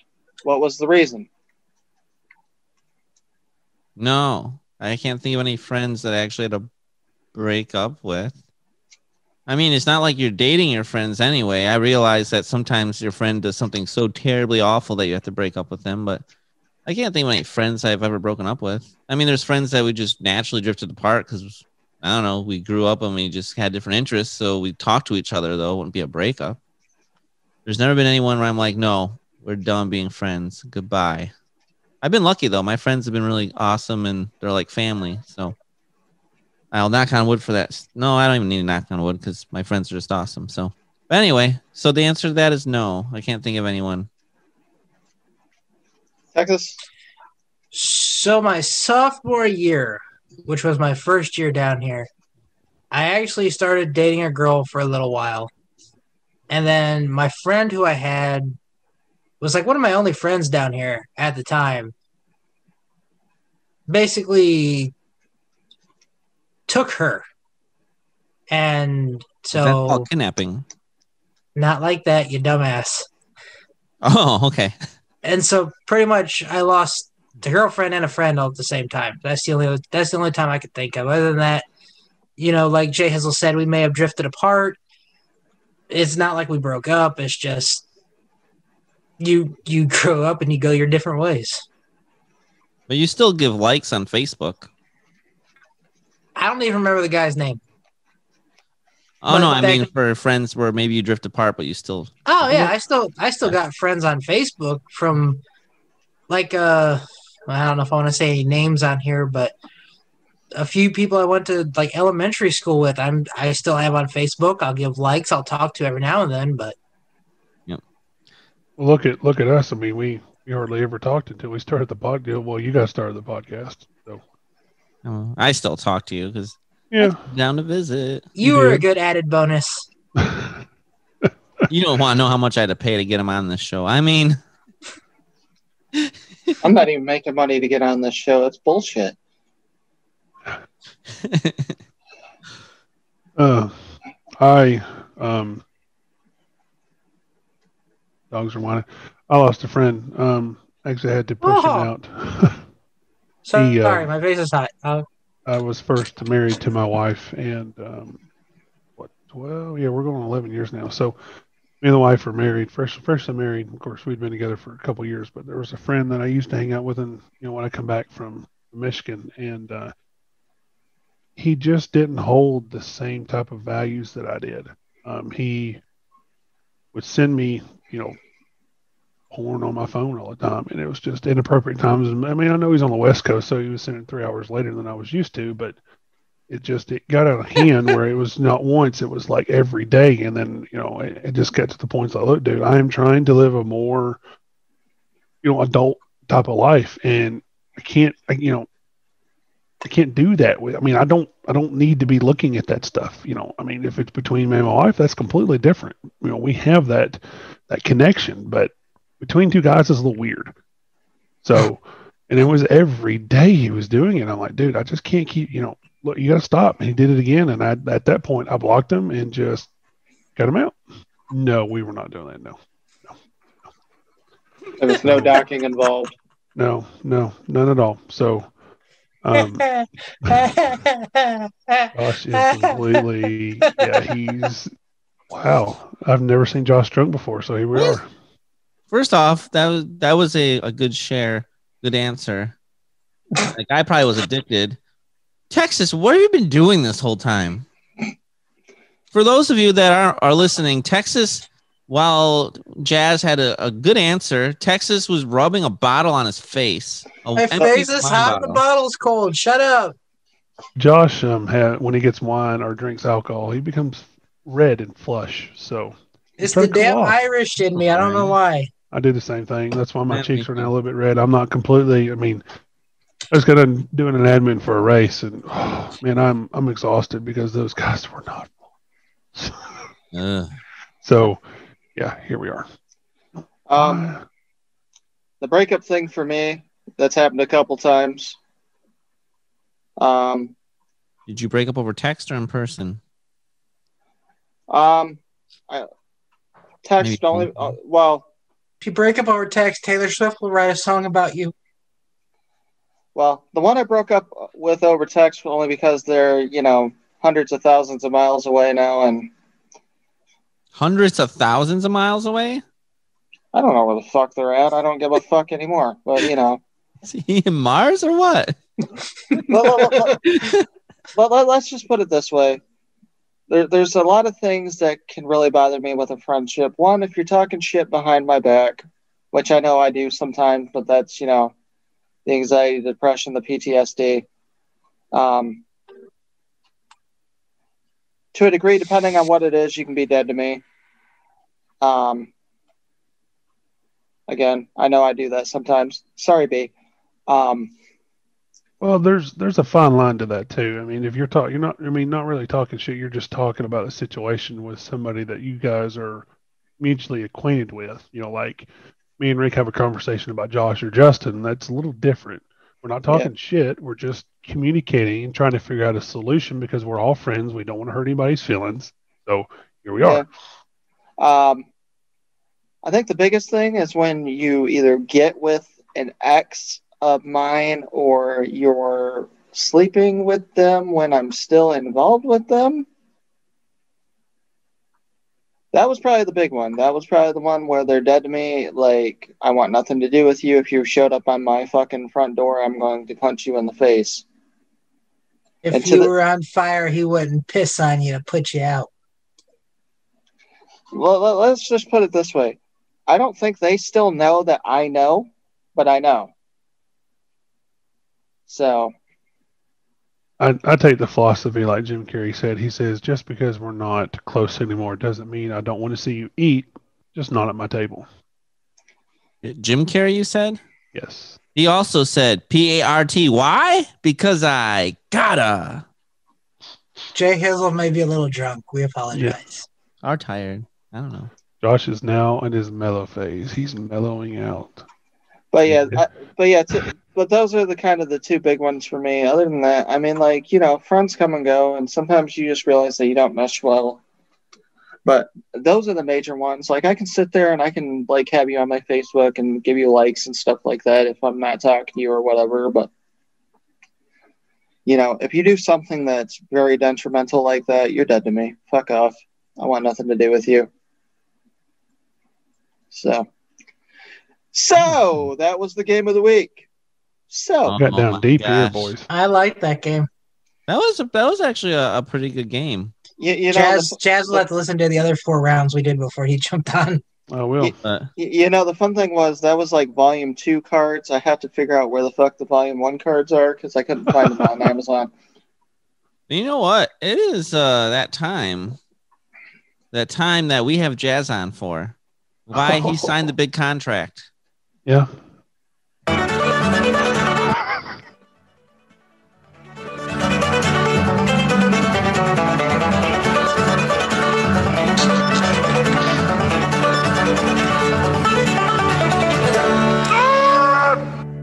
It's Southern Charm, y'all. That's the most Southern I've ever heard, Justin. Oh. Yeah, Southern Charm. So Guzzlebird's not that mad at me. No, you're still an asshole. Has Eduardo tried to contact you? No. Has he unkidnapped my Ellie Bob? Fucker. You gotta still practice the ventriloquism. I can't do bees, damn it. You just called him Willy Wob.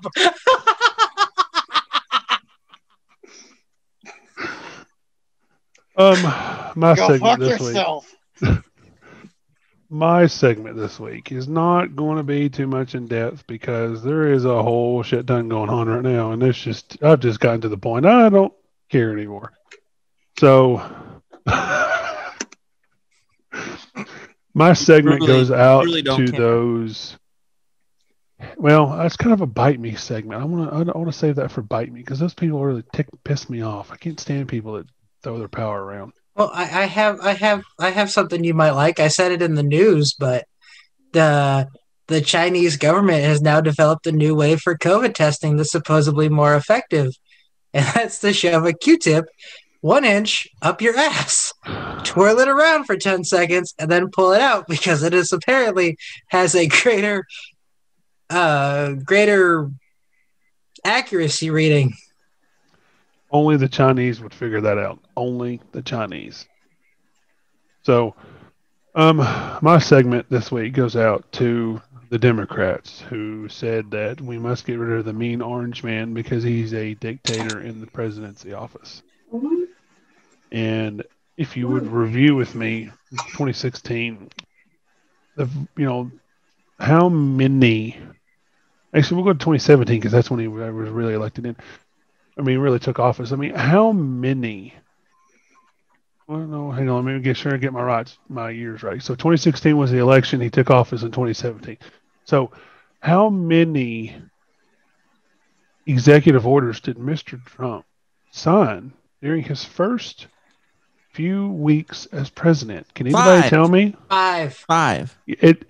Despite what they're saying, it's a popular segment on our show that deals with these 5 fingers. So if you want to count it with me, 1, 2, 3, 4, 5. Can anybody tell me what those 5 executive orders were? I don't know either, so we're all learning together. You want me to look it up, or are you going to tell us? I'm going to look it up because I know there was 5 I had on top of my head, but this admin for the races actually threw me. He signed 5. In the 5 were Trump's first 5 orders. Pizza, Domino's, McDonald's, Taco Bell. The first order is going to be a large pepperoni, make it a stuffed crust from Pizza Hut. My second executive order is going to be a Big Mac. What about Taco Bell? No, that will be my 4th. My 3rd's going to be a Subway. I really like the BMT. Can you put some extra mayo on that?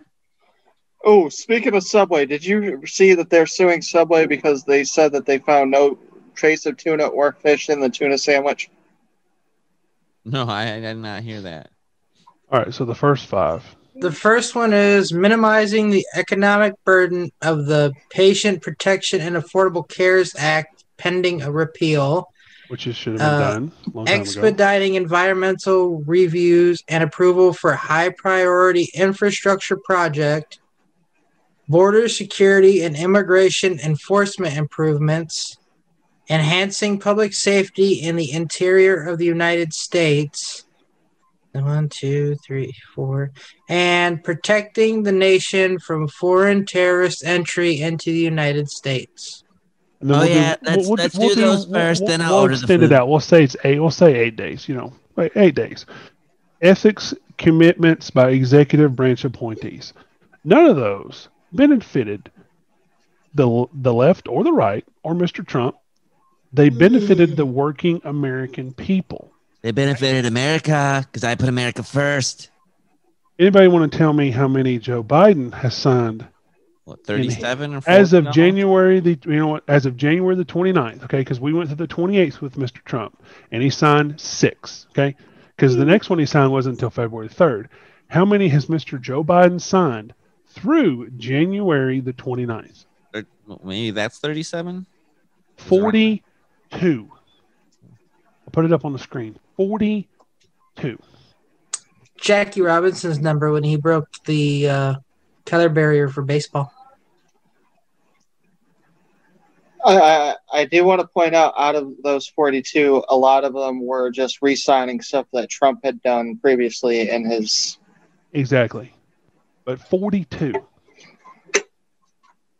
The Democrats, if I remember, said you cannot rule as a presidency through dictatorship of assigning executive orders. Joe Biden Trump said that. Signed 6. Joe Biden has signed 42. And matter of fact, there's a video of the states that he says, "That's 36 more. Signing. I don't know what I'm signing." How do you not know what you're signing? You're the president of the United States. Why are you not reviewing the fine details? Because Nancy Pelosi and Hillary Clinton are... Because you are exactly, no offense, Mr. Gozelbird, exactly what Mr. Gozelbird is, nothing but a damn puppet. Because Nancy Pelosi and Hillary Clinton are putting him on his desk. I think he thinks he's signing autographs. And that would make more sense. The people want autographs, Joe. Why aren't these pictures of me? They just want you to sign letters that they hand sign these letters to them. Protecting the federal workforce and requiring mask wearing. What does that have to do to help the people? It's already been proven that masks don't work. That's why you have to wear 3 of them now. Plus, they said it's already required in all those. And he even said, okay, if I remember during the debates, he said Trump does not have an active plan to fight the COVID. He has no plan, folks. He has no plan. What does Biden say in his first 8 days of office? We cannot slow the trajectory of the current virus trend. Oh my God, he has no plan either. Surprise! That's pretty funny because he did talk about his plan and all that. And here's another thing that really irritates me. Really, really gets me going right now. And I have to keep and contain myself because breathe. Yeah, I know. It gets me a little riled up. But who did he put in the lead of the COVID task force? The transvestite from Philadelphia who took her own mother out of the nursing home before she put COVID patients into the nursing home to have them basically kill the old people. They're using COVID as a weapon. Now, is it intentional? I don't know. And, a lot of people believe in this deep state, in this Mr. Q and all this other stuff. How do we know it's not a 12-year-old in the damn basement? I'm not saying that the right is right and the left is wrong, but there's two deeper sides to this. We as Americans need to pick the damn middle road and fight back against these people. Real quick, I would like to apologize. I do not know she's name. I just called her a transvestite. I don't know the name. I apologize if I offend anybody. But I don't know the name. I don't know. I don't really care because, to be honest with you, she's an ugly woman. There's two genders in this world. Male. Well, sorry, let me rephrase that. Male and female. Okay, in discussion. Two genders. That's it. That's all there is to it. If you don't like it, take it up with God. Okay, take it up with your higher power. I identify as a toaster oven. See? Well, I identify as an illegal immigrant, so I should stop paying taxes. I don't have to have a driver's license anymore. I should be able to go to jail and get out and get free health care when I come out. I'm identified as a legal immigrant. I mean, but... Not to alarm anybody, I can't feel my face. So that's my segment this week. If you agree with us, put it in the comments. If you don't, I don't care. Because facts don't lie. And I'm a person that deals with facts. And I don't really care who's in the presidency office. It doesn't really matter to me because ultimately in the end, it doesn't really matter who's in the presidency. The places that matter and the places that get things done are the House and the Senate. And we keep hiring those old deadbeat bats to run our government. Why are we hiring people, baby boomers? No offense to the baby boomers, but why are we hiring those people who are obsessed with power to stay in Congress for longer than 30 years? I don't understand that. Why are we hiring 75-year-old white guys? And I say white guys because I don't care about color or if he was black, purple, green, whatever. Why are we hiring a 75-year-old white guy that's out of touch with the world who can barely understand what's going on? Why? The Republicans have introduced a bill to limit Congress terms, I think, to 2 terms and House terms to 4 terms. That's how you get fresh ideas, people. That's how you get fresh ideas. It's not going to pass because the House and Senate are ruled by the Democrats, but at least the Republicans are trying. In defense of that, the Senate is now ruled by a McConnell and Schumer, whatever his name is. He smells like a shoe, looks like a shoe. He's old and beat. I mean, come on. Is that the guy who wears? Is that the guy who wears his pants up to his nipples? Yes. Schumer, he looks like old shoe leather. McConnell looks like a damn cocaine turtle. Okay, so cocaine. But those two agreed to a 50-50 split of power. How I don't understand how that works because the Democrats have 47, and the Republicans have the independents have 50 Democrats. Well, Bernie Sanders is an independent. But here's the deal: we have 3 parties: Independent, Republican, Democratic. The independents have voted based off their independent status. That's what they need to stay. Then you've got the Democrats, which are 47, and then you've got the Republicans at 50. The Republicans still hold majority of the Senate. In a discussion, they hold 50. It's 50, 47, 3.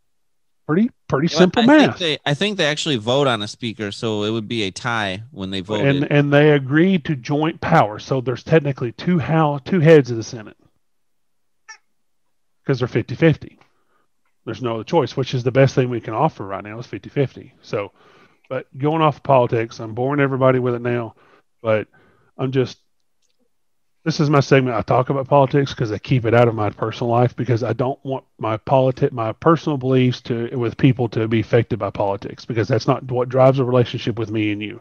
Now, if you start shoving it down my throat, yeah, I'm not going to be your friend anymore. But if you shove it down my throat, then we're going to have a problem. Now, if I got friends that talk about being a Republican or the Republicans, want to be a constitutionalist type median, then I'm all for it, and we'll be friends every day of the week, kind of like you guys. I know you guys feel the same way I do. Guzzlebird has something he'll shove down your throat. I know he will. Oh my, Guzzlebird! If you're not careful, I'll hunt another one of your relatives. Wow, there's threats coming. Threats are being thrown up next. here. It's Lorenzo. Actually, guys, you know what's up next? It's what I like to call the top 5. What are they?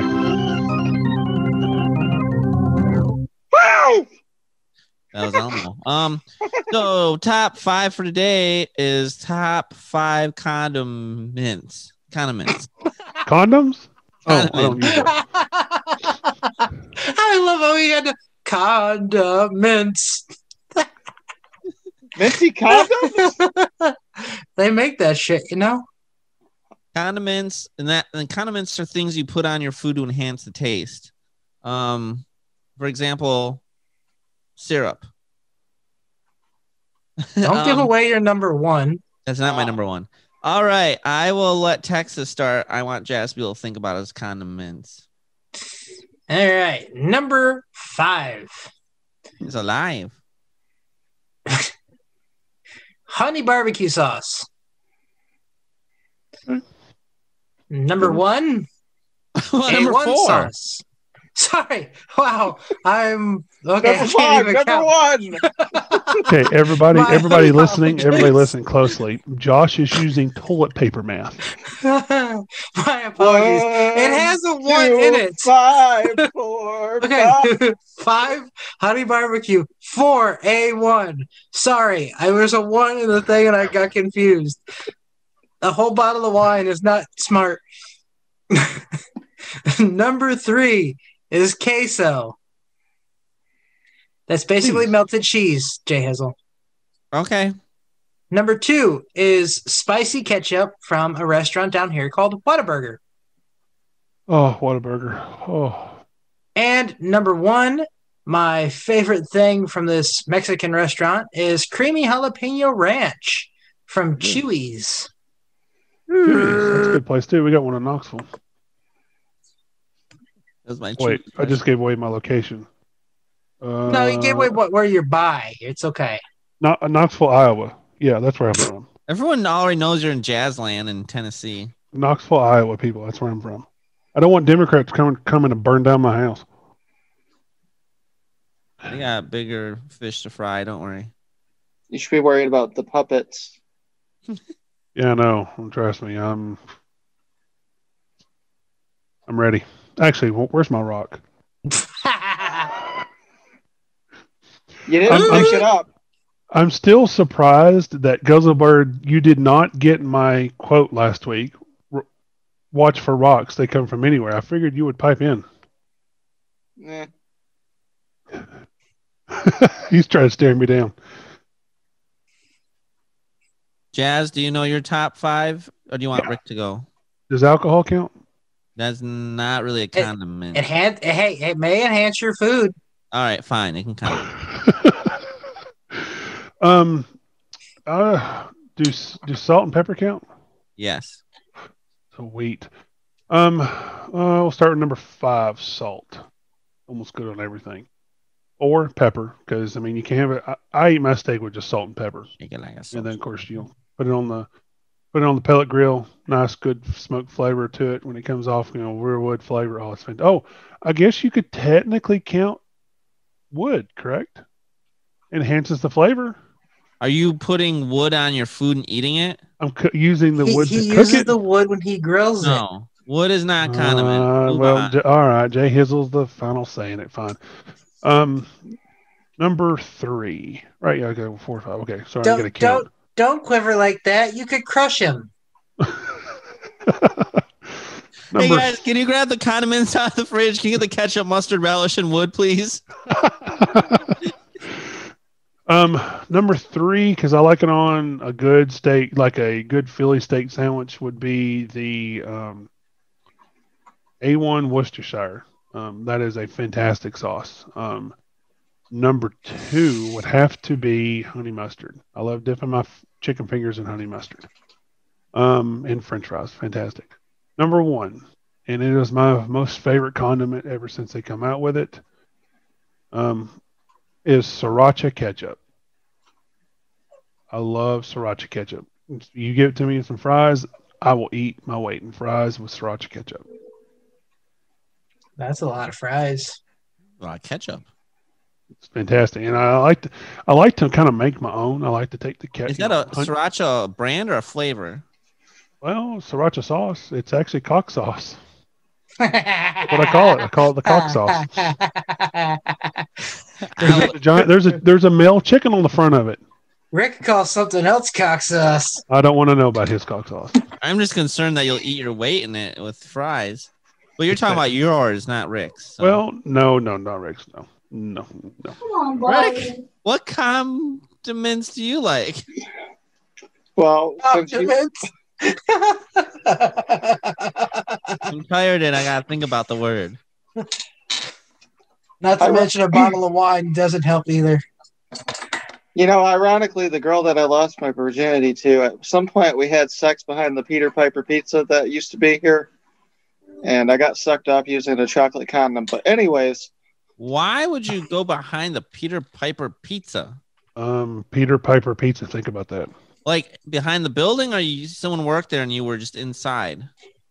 Behind the building. In a car. In a car? Why would you wear? It was on the ground. Why would you wear a condom to get sucked off? Because she wanted to try it because it was a chocolate flavored condom, and I'm like, okay, whatever. Why were you there? Because we started off hanging out there eating pizza, playing games, and we ended up getting busy behind the building. That's the closest place you could get for privacy. And then it was even more awkward because at some point the Chinese people at the Mongolian King ended up going outside to empty trash, and we were over by the trash can. So, and then it got even more awkward because that Rite Aid has a drive-through, and as they were returning, the headlights shined right on us. So, I digress. But anyway, ladies, okay. Rick likes to live risky, and he likes to get frisky. Well, he's being risky. He calls it Ricksky. He likes to live his life Ricksky. But I'm not drinking whiskey. Anyways. Is tequila, is it bad to mix your drinks, mix your alcohols? No.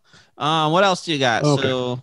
So no. Did you say one yet, Rick? No, I got on a tangent about chocolate condoms. So. All right. So.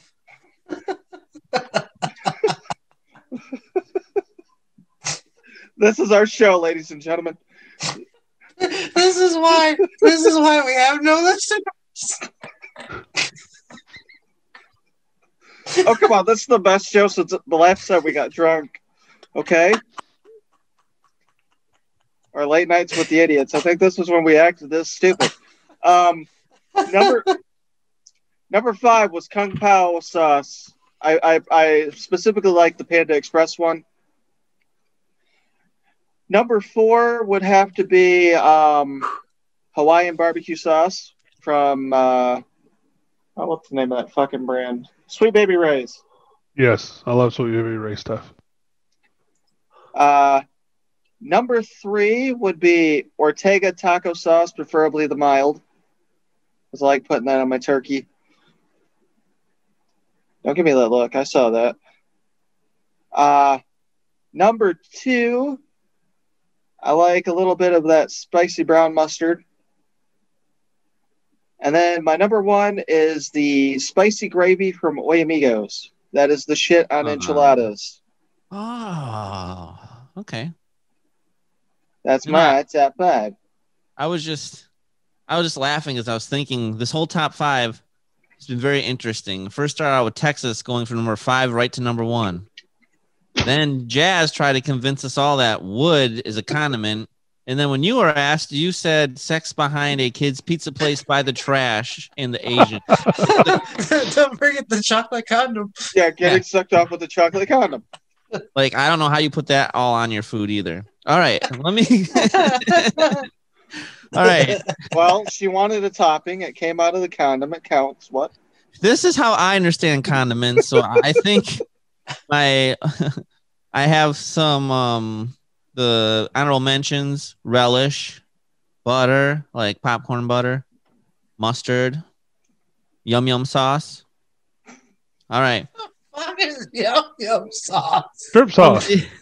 It is from the Japanese restaurant. Yeah, the one where they make the hibachi grill. There we go. It's shrimp That sauce. sounds like something you'd say to a girl right before you give it to her. You ready for this yum sauce? That's what she calls my jizz. The old yum All the yum girls sauce. love the yum yum sauce. Everyone I loves bet they yum yum do. sauce. You don't they have this other sauce too, which is Okay. good. So I'm sorry. I shouldn't have diverted us. Keep going with your cummy yum sauce. So number 5, I meant to put olive oil instead. I typed Oliver, but You like Oliver on your food, huh? I have no idea what that even means. Do you still have? There's the yum yum sauce. Old Oliver. When the sun goes down, the idiots go dark. Oliver and his yum sauce. Oh, God. Olive oil for number 5. Number 4, syrup. I like syrup on things, mostly waffles, but pancakes also. And number 3, oh, what a classic. Ketchup, baby. Oh, ketchup. So red, so tasty, so tomatoey. Number 2, ranch. Wait. Did you like the colored ketchup when they had it? No, I don't know. I don't think I really tried it because I thought it was kind of a gross idea. Purple and green. I think they had blue too. Yeah. Oh, maybe green I had, actually. That might have not grossed me out as much, but ranch, though.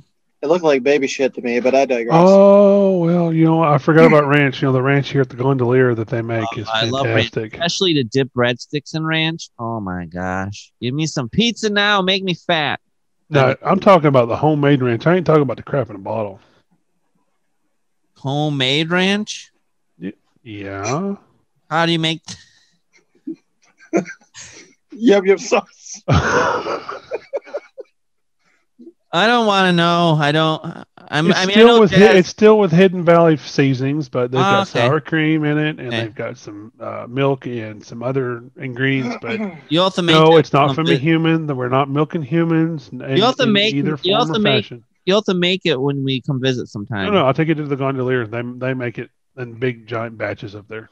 You Yeah, can how literally make it? buy. You can go to the Gondolier here in town, and yes, the Gondolier is in multiple cities, so you won't be able to find me still. But they Is it make not- I thought you said it's made at home. No. Well, it's their homemade sauce because they make it in house. They don't get it out of a bottle. They literally make it and stir it with the ingredients in the back of the restaurant. You get ranch packets and it's sour from, cream and some other okay. shit, and you make ranch. We You just can went buy. over You can this. actually go down to the Made in a Gondolier and buy restaurant. a gallon Okay. of it. I feel better now. It is so much better than the crap you find in the bottle by far. Although there's some good Meyer brand ranch that I like. But anyway. Well, I don't have a Meyer down here. Okay, the best thing I got is Walmart or maybe a Aldi's. That's it. Aldi's okay. Just don't have enough for me to do full grocery shopping. And my number 1 condiment, it comes from eggs. It is mayonnaise. Dun, dun, dun, dun, dun, Like that dun, white creamy dun, stuff, huh? dun. Well, I mean, it. Oh boy, I don't even know how to answer your questions anymore. It's like we're in the Eastern time zone right now. It's 12:53 a.m. So I just think that is our top 5. It was one of the more interesting top 5s, but just wait till we do top 5 cheeses one of these days. Oh, We will never do top 5 cheeses. You know what, Texas? This is What? making me angry. Oh, wait, here we go. And it's time to tell somebody to bite me. Bite me. Bite me. Bite me. Bite me. Bite me. Bite me.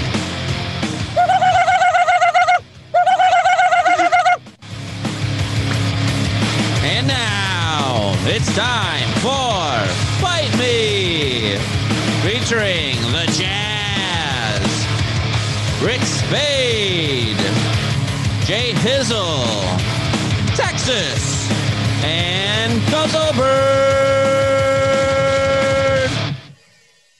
All right, Texas, take us away to your segment where you like to bite people. Everyone should be pretty happy because I'm a little wasted right now, so I'm not too angry.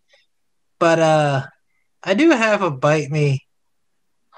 If you're gonna make someone change shifts to help train somebody, but then you don't give that person somebody to train because you forgot to tell the person that he was training to go to that same shift, that's pretty stupid. There was no reason for me to do my 10 to 8 this week because they didn't tell the person I was training to do the same schedule. So the lack of communication at work can bite me. What you got? You noticed everybody that he did not mention his employer. He just said the situation can bite me. So if you're his employer, you cannot hold this against him because he's mad at the situation. He's mentioned many times that he loves his employer, and I had to make sure I wasn't wearing a shirt that had their name on it. That is very true. Very true. Our legal advice from Jazzman, attorney at law. I do like my job. I don't like the miscommunication. I am a registered esquire. I am a registered esquire, so technically, I could. But the male strip club that Texas works at is the male strip club. It just sucks when people don't show up for his training. I've been asking Texas for this I've been wanting to ask Texas, since you work at the male strip club and this COVID thing has happened, have the male strippers gotten heavier? Well, no one wants to see me naked. That's why I'm going to die alone. Did you say number A? I think I did. Letter 1, number A. Yeah, I'm pretty drunk at the moment. At 5C. Number 1, I don't look good naked, so I'm going to die alone. Number 2, I wear a mask over my junk to keep it protected. Number 3, yes, Jazz, as you are one of my male strippers, you know we're getting heavier. Can't help it, man. And letter D, fuck you all. My turn. And I think I may take this for Rick because I think he may have seen the article. But I haven't been really active in trading like stocks and things like that. I do have. Got an account at the place that we all actually have an account at. We've all said the name of it during this podcast before you jumped on. Okay. You can say Robinhood. It's fine. Okay, good. Well, Robin Hood Men in Tights, right? Oh wait, that's the movie. Sorry, I didn't say that either. We're men in tights. Roaming around the forest looking for fights. Such a good movie. Go on. If you're in a pinch, just call the men in tights. Sorry, I'll see myself away for a minute. This is what happened when you drink too much. No, those stock guys who have all the money and all the power, and they can halt stocks or take things off of the market because you don't like the way it's trending. Those people can bite me because I was trying to actually buy into a certain coin, and we may have said it on here, but I'm not going to say it because I'll keep myself unimplicated. And it didn't go through this morning because I actually was buying at a low point and I couldn't buy it. And they told me no. And then they took it off of the app. And I am pissed now because now I have to find another way of getting into it. I'm guessing they said you have to wait till your deposit officially makes it over to them, which takes a while. That's on there still. Okay, so there's an app saying that we're taking it down. Same thing goes for and those Reddit people who are trying to short sell those GameStop people. I commend you, but at the same time you're manipulating the market, and I don't see how that is legal. So with that said, those type people can bite me. Oh, and Joe Biden, you can bite me hard because you suck. There, I said it. I got 2 people that can bite me this week. 2 things: a person and people. See, I don't know if I'm convinced that the Reddit people necessarily did anything wrong. Well, I mean, they knew what they were doing. They knew the position was being sold today, so they tried to short sell the short sellers. Well, no, like in the beginning, it was just a chat group that's out there. So you're not hiding anything. It's out in the open for the whole world to literally see. They're just like, hey, maybe we should buy this. So it's all out there.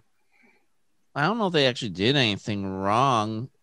Is it smart? Well, but they raised people's interest to it because they started talking about Dogecoin, and I said the coin. Whoops. We said it too. It's okay. And that made people start buying that, and then they said, I don't like the way this is trending. I haven't bought enough of it, so they stopped all trades on it. Is it smart to buy up a stock that has poor fundamentals? So it's literally going up just because people are buying it and no other reason. Obviously, that's not going to stay up there. It's going to come crashing back down. But however, the people that can really bite me are these. I mean, A, the people that let this happen, and B, the hedge fund people that think it's okay to take people's money and short more stocks don't actually exist in the market. And they're okay with that. That's a lot of risk. And not hedge. They're hedge fund managers. Shouldn't they be hedging this big of a risky position? I mean, I think short selling is risky because there's unlimited potential for the stock to go up. Like when you buy a stock, the worst case, it goes to 0. When you short sell, it can go to infinity. So why aren't you at least buying call options on this? So if it does go up, you can cap your losses. So those people that make these really dangerous, high risk plays and then cry about it when it goes against them, you can bite me because this is your fault for not properly taking care of your positions. The Reddit people were just, rookies reading stuff, and they're like, hey, we like video games. Let's save GameStop. Look at what they did to it. They're trying to ruin GameStop by shorting it, making it go down. And I thought it was funny. Like, all right, let's buy it. Next thing you know, they're like, we like movie theaters too. Yeah, I thought it was funny. The position I missed was being Blockbuster. sold. What happened to that? Speaking of Blockbuster, somebody from Blockbuster tweeted and said, Reddit, do your thing. Yep. There is only one Blockbuster left, and we've talked about in the show. That's the one where they sometimes rent it out as an Airbnb. Blockbuster's stock ticker changed, and it's a penny stock, and it's like their liquidation company or whatever. But it did go up from like a few cents to almost 16 cents for a little bit. I mean, that one's just completely dumb because Blockbuster doesn't exist. It's not coming back. But they're just people, not rookie traders just doing stuff. So, but anyway, Rick and Guzzle, I know you guys always want to bite things. Okay. If you are in a pickup line to pick up a child from a school, Preach it. You're your child though, not like a stranger, right? No, Sure. He's not Joe Biden going to go pick up somebody's child. Yeah, Joe Biden, we know you're a pedophile. Get over it. and there are 2 lines in the parking lot for pickup, and you decide, I'm going to park right here and leave 6 fucking car lengths of space between you and the next car, not allowing anybody that's still in the road to fucking get in the damn parking lot. You are a fucking asshole. I don't understand how you fucking live. And I'm pretty sure if I could have seen in your fucking window, you probably had a mask on in your truck by yourself. The Democrat, we understand. No, we don't. Actually, we don't. So, for those stupid fucking ass people that can't fucking pull up in a fucking parking lot so that people can get in, so they can pick up their kids, you can fucking bite me. Guzzlebird, do you got anything today? Yep.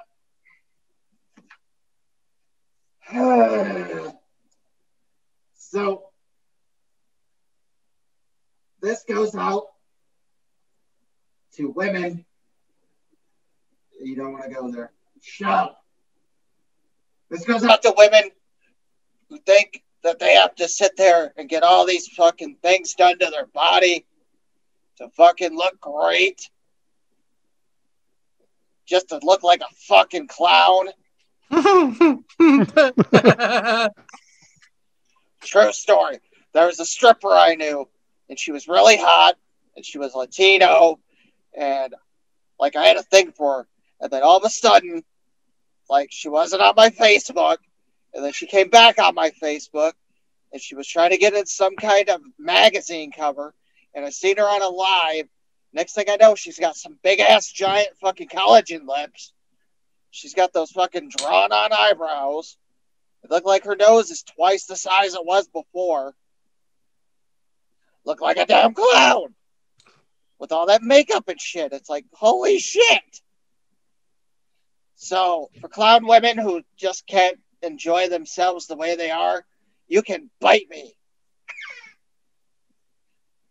And with that being said, you know what time it is. Do you know what time it is? No. Midnight? It's 1:05 in the morning a.m. in case anyone was wondering. But hey, fire it up. Fire up the jets. All right. Billy Bob. Get in the jet. Take off. It's Rick's segment. It's your time, dickwad. Wake up. Wake up. Why don't you put on a little makeup? You want to? Yeah, Rick, put on a little makeup. Look like a clown. Get to the table. You want to? You know, I don't think you trust. you know, that used to be my pickup line. You want to play clown? I can paint your face while you juggle my balls. That explains a lot. Well, the good thing is your audio on there kind of cut out, so the people couldn't hear that. I used to say, do you like to play clown? I can paint your face while you juggle my balls. And that's how Rick got slapped in the face multiple times. Yeah, well. And it was pepper sprayed. Sometimes it works on Tinder. Anyways, we decided we were going to talk about peppers for my segment. Wouldn't you like to be a pepper too? So, Does this have to do with the Johnny life Five, skills he's alive. grocery shopping trip we took? No, this has to do with the pepper chip. No, I thought he was going to talk about the pepper chips I sent to him. No, this has to do with the those are Dubai great. trip. So, let's talk about me being stupid. So, when we were in high school and we were in freshman year, our friend Adam used to bring ghost pepper hot sauce chips or salsa with chips. And during lunch, that's what we would enjoy. We'd all sit there and we'd just snack on that. And I enjoyed it. And they're like, I don't know how you can eat that. And I was like, oh, I could eat a whole pepper if I wanted to. And they're like, oh, no, you couldn't. So one day during life skills class, they said, hey, you know it'd be a good field trip? Let's go to Felposh. I mean, it is actually a good skill to learn. Grocery shopping, yes. But yeah, they actually had a class that taught us real things like writing checks and shopping and budgeting and stuff. They don't have it anymore, but they should. But in all honesty, like that was kind of a weird. It was a weird field trip, especially when they're like, "Hey, go grocery shopping and see who can come out the cheapest." Well, it's not always who comes out the cheapest because sometimes that off-brand shit just sucks ass. Meyer brand's pretty good though. Yeah, but you try. Or my sister. Yes, we know you like Myers brand. You say that. Shut up, Justin. Let Rick talk. I'm just saying. My sister said she went to Aldi's the other day. She tried making goulash. She said it didn't taste the same. My mom was like, well, it's because you used off-brand ingredients. Well, that makes a whole lot of sense to me. So, anyways, we went to Felposh, and there I just happened to notice they had habanero peppers. I was like, and because I sat there, because I sat there and I said, hey, I could eat those. What did I do? My stupid ass bought one. So I bought it, and I thought about eating it on the bus, and I decided not to. And then I was like, all right, we're in class, and everybody was like, oh, yeah, go ahead and do it. And then some people were like, no, that's a stupid idea. And then, of course, I did it. And, of course, I bit into it, seeds and all. I didn't just, like, bite the outside. That was the stupidest thing that I could have did. What ended up happening? All the pores from my face started just running. My eyes, the sweat, the snot running from my nose. My mouth started watering. I think I was drooling. So I ran out of the room. I tried to find milk, couldn't find milk anywhere. I went to the office. Finally, it kind of settled down for a minute. I ended up having some kind of warm milk in my fucking locker, so I drank that because, well, I didn't really have a choice. Ugh. And then I came back and I was fine. But it was kind of fucking ridiculous. And then what made it worse was for about 3 months, I didn't have any taste buds. I couldn't taste shit. They burned all that shit off my fucking tongue. I couldn't taste a damn thing. Everything just tasted like, it's nothing. Couldn't taste COVID. And that was just one bite. Yeah. Did you swallow it? I don't remember.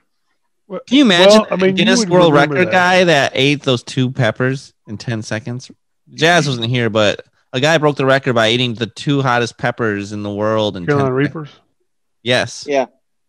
Yeah, well, here's the question. If you would have swallowed that, I promise you would have remembered it because, if it wasn't your mouth remembering it, what goes in must come out. I'm sure the other end would have remembered that. Well, let's just put it this way. Sometimes you have those traumatic situations where once it's happened, you try to block it out and you only remember bits and pieces of it. And that was one of those times. Mm-hmm. All I remembered was the traumatic effect of it going into my mouth and all my pores fucking leaking. And then my mom going, though, that was fucking stupid. What would you do that for? I don't fucking know. It's almost better to get maced or pepper sprayed sometimes. But yet, here my stupid ass eating fucking ghost pepper Packy chips and ghost pepper fucking burritos and ghost pepper salsas. But yeah, don't tell me to fucking eat a fucking pepper because I'm probably going to die. So yeah, moral of the story, kids. If you're going to eat a pepper, make sure the seeds aren't in it. And make sure milk's around. Yes. I love bell kind of peppers. I love the taste of them. Orange, red, green, those fantastic. But take the white and the seeds out.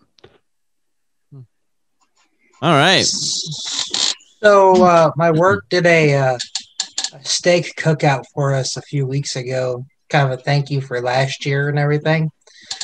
And I work with a lot of Hispanic gentlemen, so of course they grilled some jalapenos on the grill and stuff. And they asked me if I wanted one, and at first I was like, no, I don't, because I'm not a really big spicy food guy. But then one of the other guys was kind of giving me crap, kind of, oh, come on, don't be a baby. It's like, all right, fine, give me a jalapeno. So I took it, and it was just sitting on my plate, and he goes, aren't you going to eat it? And I go, I'm going to eat it in a second. He goes, oh, come on. My dumb ass, the jalapeno was about that big, and I ate about that much of it. I left everything but the stem, and it was still hot from the grill, so it burnt my tongue. And then the next thing I know, I am sweating and nose running, and like the rest of it gave me the hiccups. I've never had hiccups from something spicy before. I have a saying when you go to the Mexican restaurant, if your eyeballs aren't sweating when you're done with the Mexican restaurant, you haven't had true Mexican. And I'm fine with that. But there was one time where my friend made homemade pickles and he put habanero peppers in there to give it a little bit of a spice. And me not paying attention, grabbed a pepper instead of a pickle and took a big bite. Thankfully, since it'd been in the jar for a while, it wasn't as bad as it could have been, but it was a spicy surprise, as you can imagine. I'm just like, oh my gosh, this pickle is this isn't a pickle. Imagine taking habanero and dropping it in bread and butter pickles, sweet and spicy pickles. Fantastic. I'm not as big of I like kosher dill, but guys, I think I need to share a few tweets of the week. I'm not always frank with my sexual partners. I don't want them to know my real name. Boy says, Dad, could you tell me what was that? The boy said, Dad, could you tell me what a solar eclipse is? And the dad says, no, son. Get it? Dung beetle walks into a bar. Is this stool taken? Just spent $300 on hiring a limousine and discovered the fee doesn't include a driver. Can't believe I spent all that money and have nothing to show for it. Get it? Nothing to show for it. I accidentally ate some food coloring today. The doctor says I'm fine, but I feel like I died a little inside. I think that's funny too. Sure, I drink brake fluid, but I can stop anytime. All right. And my wife says to me this morning, our new neighbor kisses his wife every day when he leaves for work. Why don't you do that? I replied, because I hardly know her. But a shh. All right. Let's look at a quick classic Donald Trump tweet. Let's see. Actually, no, that's a retweet. I don't like that one. I have a tweet of the week for you. What's that? Go ahead. This came from the official Black Lives Matter Twitter page on January 22nd. Yes. I'm starting to get the feeling that the Democratic Party used Yes. us. Booyah. Right there. Boom. And a classic Donald Trump tweet says, Didn't see that coming from a mile away. this is a classic tweet.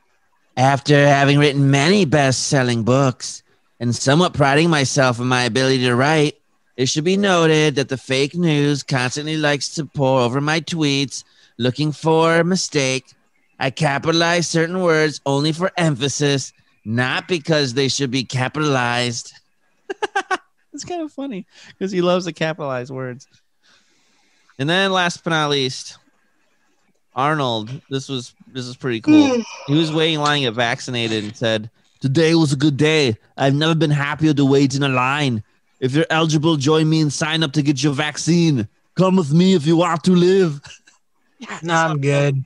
Yes. Yeah, but you do see what he did there? I see what he did there, but I'm not getting it, so I don't give a damn. All right. But those are the tweets of the week. Bum bum bum bum bum bum bum bum bum bum bum bum. Guzzle bird, what is the word? Bird. All right. Bird is the word. Bird is the word. All right. First, I got to tell you guys about what happened the other day. So, I had to poop really bad, so I went to the bathroom, and while I was taking a shit, I dropped $1 in the toilet. So I looked in there, and I was like, there's no way I'm going to pick that up. So then I had an idea. So then I dropped a 10 in the toilet, and I was like, that's totally worth grabbing.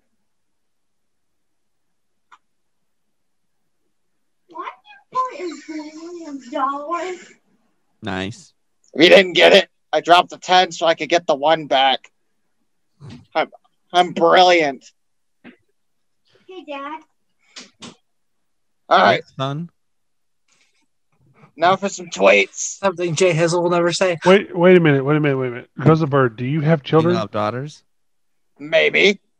And if you hunt them, I will find you. I will call you. Hey, you know the young ones are tender, right? And you know I have a special set of skills. Skills to make me a nightmare for someone like you. You know Liam Neeson? Good friends with him. I'm in all his movies. You know what? I'm related to Chuck Norris. Yeah, I love that meme where like Liam Neeson's calling Chuck Norris. I got a certain set of skills, and Chuck goes hello, and he's like, "Oh, sorry, wrong number." Damn right. Oh man, there's so many good ones. So many. All right. All the toilets are clogged, so we are closing down the cafeteria indefinitely until we isolate the problem. And then to follow up, they said, we are sorry about the nachos, and ultimately, we are sorry about the shit trench. And then they said, do not come to the shit trench. It is full, and now some of the dinosaurs are attracted to the shit trench. I'm sorry. This is low-key funny. Apparently, I'm doing all these toilet jokes today. It's great. Kind of stinks. All right. We made the King Kong for the new movie, and they leased him, and he came back with a bunch of scratches. Spoiler alert! All right. The government asked us to shut down operations in order to temporarily turn our park into a COVID vaccine site. We turned those bitches down. Honey, ask Six Flags or some shit. And finally, our stocks continue to rise despite the recent massacres. I like that. And those are the tweets. Wait a minute. Is it that time? Is it the time I'm thinking it is? It is. It's the Urban Dictionary definition of the week. Take it away, Texas. That's not what I want to hear. I don't want to hear that. Guzzle bird. What time is it? It's hammer time. Da, da, da, da. Hey. Touch this. Ba, ba, ba, ba. There you go. Ba, ba, ba, ba. That needs to be changed to our opening, I'm telling you. Yeah. Okay. Jay Hizzle. Yeah. Last week, I said something, and you said you weren't sure what it meant. So this week, can you tell me what down to clown means? Down to clown. Oh, yeah. Those are like happy people. Oh, God. Yeah, because clowns are generally happy, right? So, it's going to be more funny because he's drunk. No, it's nothing bad at all. I don't know why. Do I need to go get the good stuff for this? No, it's really simple. It'll be quick and simple, I think. It's just no, but you might for the special one I put aside for your friend Socialist Steve, who's not here, but I'm still going to do it anyways. Socialist Steve is pissed. He ain't talking to me right now. To be honest with you, it's the quietest it's been in my neighborhood in a long time. Well, we've got 3 this week, and one of them was meant especially for Socialist Steve. So. Oh, no. I don't know if you guys ever know about carnivals, but they have COVID issues too, right? So kind of like hockey teams, they have players that have to go through COVID protocol and they have to sit out for a couple weeks. Well, the circus, when it comes to town, if someone of the clowns test positive, then they have to go under COVID protocol and they're out for a couple weeks. But the problem is they don't have a taxi squad of clowns. So what happens is when they go to these local areas, a couple of days before the show, they actually have to go out and they have to find people that are happy and that they're willing to learn how to be a clown and put on the suit and put on that red nose and maybe even juggle and stuff. And so what they do is the clowns that are healthy, you're not on the COVID list. They go door to door, and when people open, they say, "Hey, are you down to clown?" What the Sorry, hell? I just spread COVID everywhere.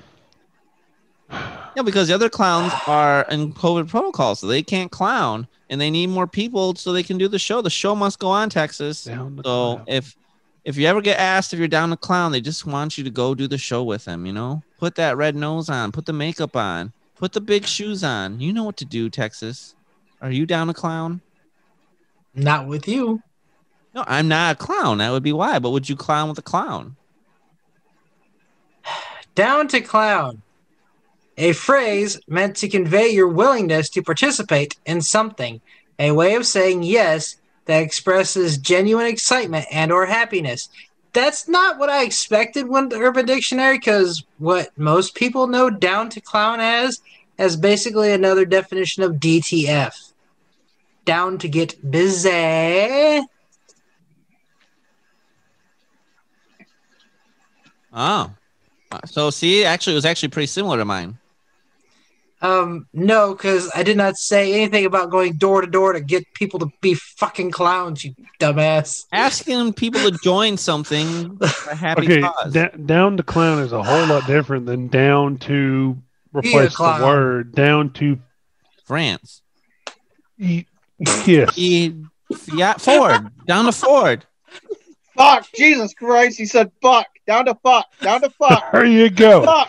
I don't go door to door down asking people, are you down? Wait, you never. Hizzle reminds me of that dude from that Pop-Tart commercial. Wait, so you're saying it's inappropriate, like if I want to go car shopping and look at Mustangs and I, maybe I see a girl. Yes, hey, are you do DTF? Do not.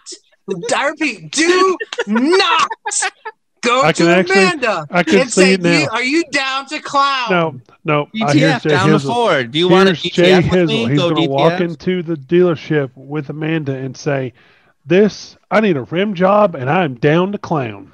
I'm just going to see, do you want to go DTF down to Ford?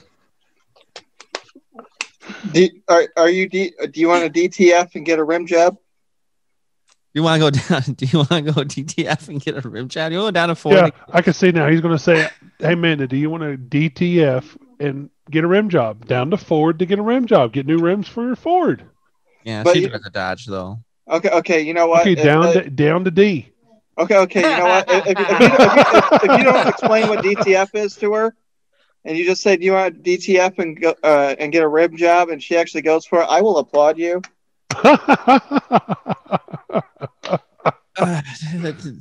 That'd be awkward. We can't have one though. That would be awkward. We gotta have two. Well, we got 3 this week. Oh boy. It's the bonus Urban Dictionary definition of the week, number 1. Take it away, Texas. Is brought to you by. Just a reminder: the bonus Urban Dictionary, and this week the bonus Urban Dictionary of the week are brought to you by Dirty Rib Job Grill Seasoning. You can get it in the original Dirty Rib Job, the spicy Dirty Sanchez, or the fish seasoning, the Dirty Trouser Trout. Perfect for lint. And you can get those on Etsy.com? ETSY.com. That's Etsy. I don't know how to freaking say it. I'm 3 sheets past the wind. It don't even matter at this point. Gentlemen, I have figured out one thing before we start this. Why it's important to be an adult. What's that? We can drink. I just bought this today. Well, and for the record, if you're going to get the Dirty Rib Job, make sure you get that 30-inch rib so you can get that 30-inch rib job. And when you put it in the search bar, do not click on Dirty Panties. You'll come away with a pink eye and an STD. Kind of like that time I had parking lot panties. The bad thing is, this one I've chosen, I couldn't even say when I was sober. Can anyone tell me what abyssiophilia is? I'll be back in 1 second. I'll think about abyssiophilia. He's going to go break the seal. You want to text me how to spell that? And I might be able to pronounce it. All right, I'm typing it. 1 second. A, B, Q, another Q, a third Q. Don't be surprised that there's numbers in this shit.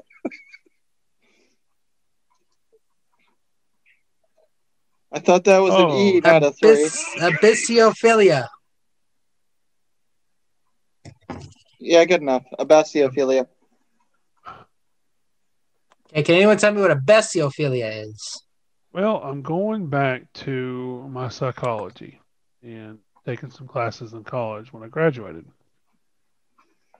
And I'm pretty sure I know what it is, but I'm going to go with something else. I'm going to have to say that you are, abyss, like, or walking into the abyss, into the unknown. So you basically find a random female and you walk into the unknown.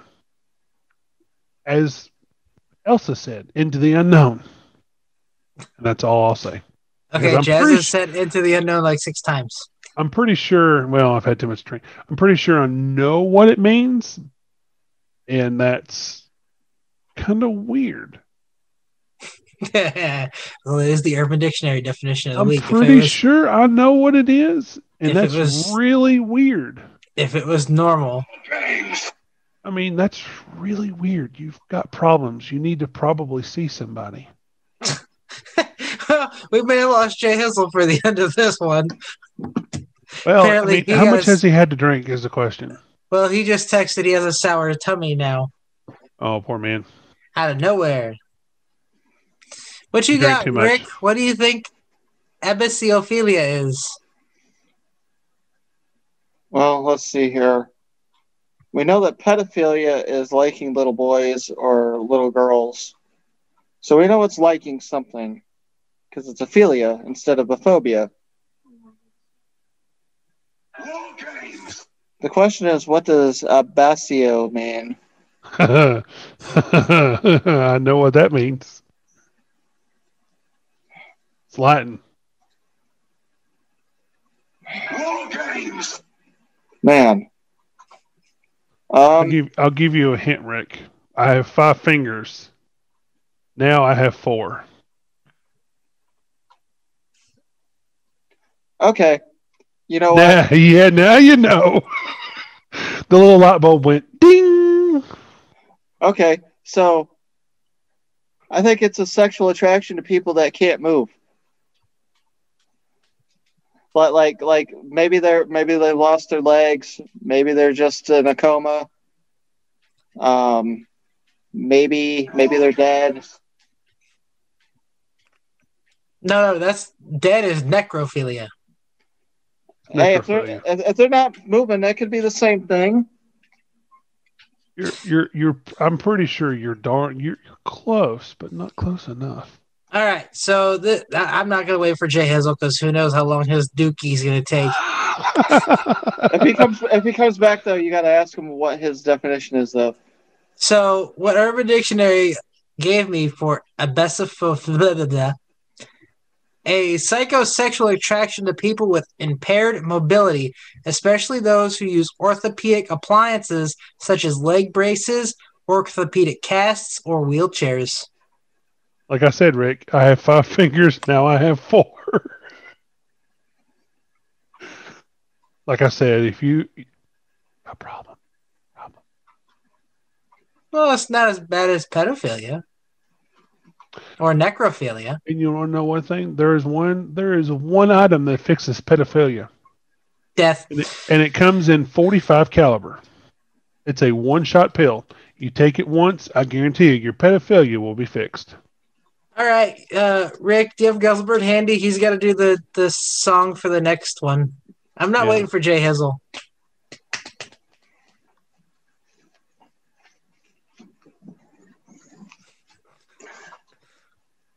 Bob, Bob, Bob, Bob, Bob, Bob, Bob. That's the Urban Dictionary definition of the week. Take it away, Texas. Okay, this one I did for Socialist Steve because I figured it'd piss him off more. He's mad. He's pissed. Can anyone tell me what a addictomy is? Oh, I got this. So, sometimes when you need a surgery, you decide, I need a second penis. So,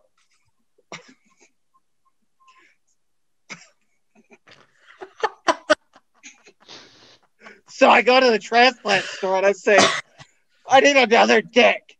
So they're like, okay, what kind do you want? A big one. So then I have it attached to the other side of me so that way I can fuck on both ends. Addictomy.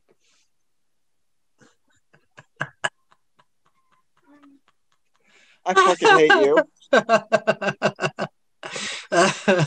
Guzzlebird, go back to running the country. You and Joe Biden will get along well. No, we're not ending the show. Jazz, do you have a guess? Oh, man, addictomy. Oh. Well, I mean, the only logical thing is that, colonoscopy. Okay. So, there's a couple other words, escapy, just adding that to it. So I'm thinking that it is a removal of certain appendages. So like Socialist Steve, who's had his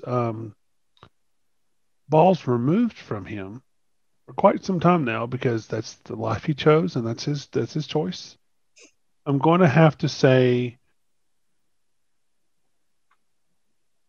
the chopping of the yeah. Well, I hate to say it, but Guzzlebird was the closest. Because if you listen closely, I said addictomy. It is the surgery that a woman gets to become a man. She has a dick added to her, so it's an addictomy. So it's the dick that Social Steve gave away. Okay, that makes sense. Kind of like how Chastity Bono became Chaz Bono, but never got the publicity that Caitlyn Jenner got, because it just proves that men are better at everything, including being women. Fun fact. Oh, he's back. You can ask him. You can ask what an addictomy is. Fun fact before he comes all the way back. Fun fact. Well, don't ruin it. Fun fact. Caitlyn Jenner is Woman of the Year, but also Bruce Jenner was Man of the Year, proving that men are men and women of the year. Oh, wow. Okay, Jay Hizzle. So you got two words you've got to give us definitions for.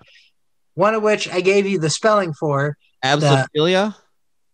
Abysophilia. Yeah, whatever the hell. I can't talk no more. Yeah, I think that... My guess was Into the Unknown. The bathrooms in this boat or something else. Oh, absophilia just took place. You're gonna regret that. What happens is you're just minding your own business, doing something, all of a sudden you're like, oh man, abs, I feel ya. And then you have to run in the bathroom. And then you're like, oh man. And then she gave the perfect definition right there. You're gonna regret that. Why? What is it? Best of part 2. Abysophilia, a psychosexual attraction of people with impaired mobility, especially those who use orthopedic appliances such as leg braces, orthopedic casts, or wheelchairs. So you said that just took place. I mean, I guess I don't know what you guys did exactly, but... There must have been a woman wheelchairing by his house. And he said, wait a minute, hold up. I'm on a boat. And then...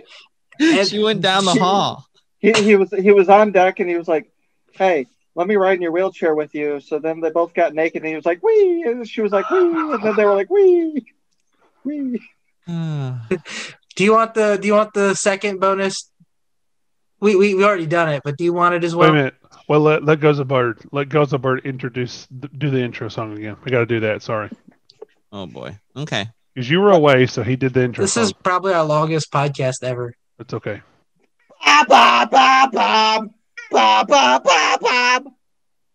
It's the Urban Dictionary definition of the week. Take it away, Texas. Jay Hizzle, can you tell me what an addictomy is? Addictomy? Yep. Addictomy. Oh, don't give him the definition. Oh, addictomy is just when a guy wants to be in a threesome, but he wants to do both girls at one time. So he goes to the doctor and says, "Can you addict me?" Oh, and then, you just gave the same damn definition as Guzzlebird. Yes, you did. He gets a dick added to him, so he can, in theory, try to do both girls at once. Guzzlebird said he added it to the other side of him.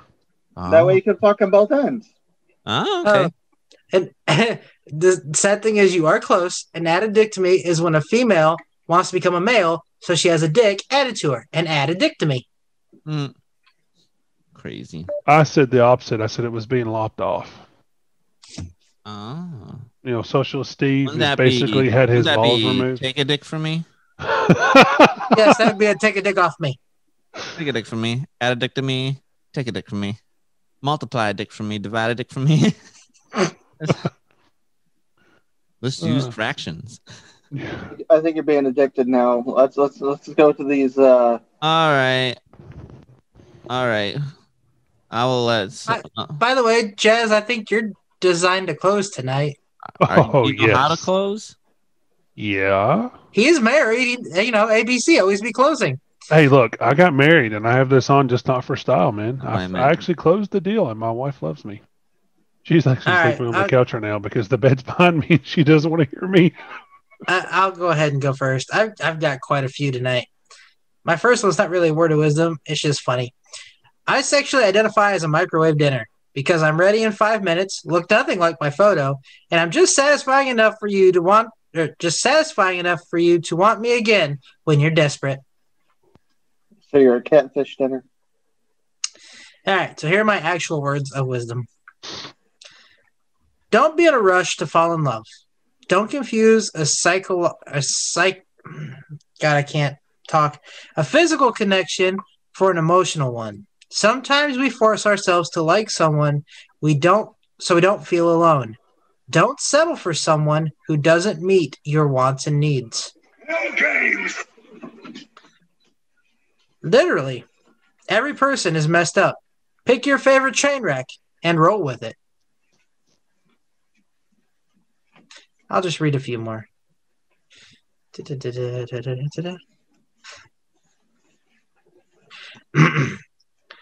You can rise up from anything. God, I shouldn't have drank so much. You can rise up from anything. You can completely recreate yourself. Nothing is permanent. You're not stuck. You have choices. You can think new thoughts.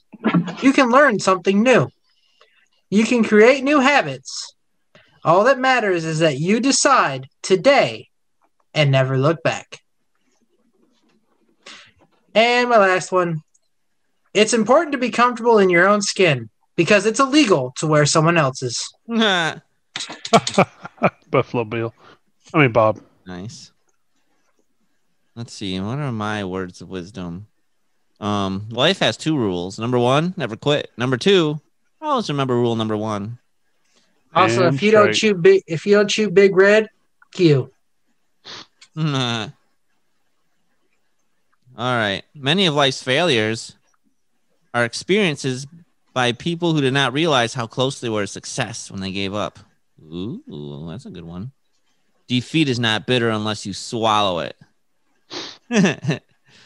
Challenges are what make life interesting, and overcoming them is what makes life meaningful. I like that one too. That one's actually by Joshua. So, shut up, motherfuckers. Yep. And make sure if you're doing a podcast and you're drinking and maybe you had a brownie before the show that there's a bathroom nearby so you can go to it if you need it. Very important. His brownie made him brown. What can brown do for you? Can make me look like a jackass on a podcast. Hey, there's more than one person that uses the bathroom on this podcast. I went. Oh yeah, that's true. both Justins had it. I went. I'm in a damn race for 2-3 hours, and yeah.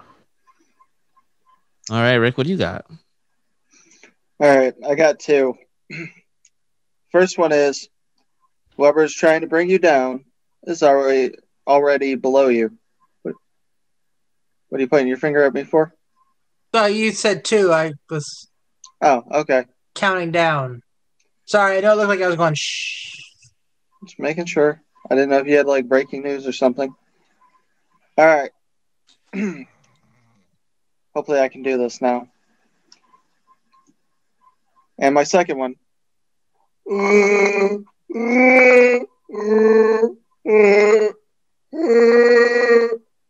not sure what Chewbacca said, but it must have been inspiring. Pretty good knowledge right there. That's pretty good knowledge. All right, Jazz, we'll let you take us out. Sweet. Okay, so I've got first. I've got a first. Got a couple here. First one is a saying in iRacing that we used.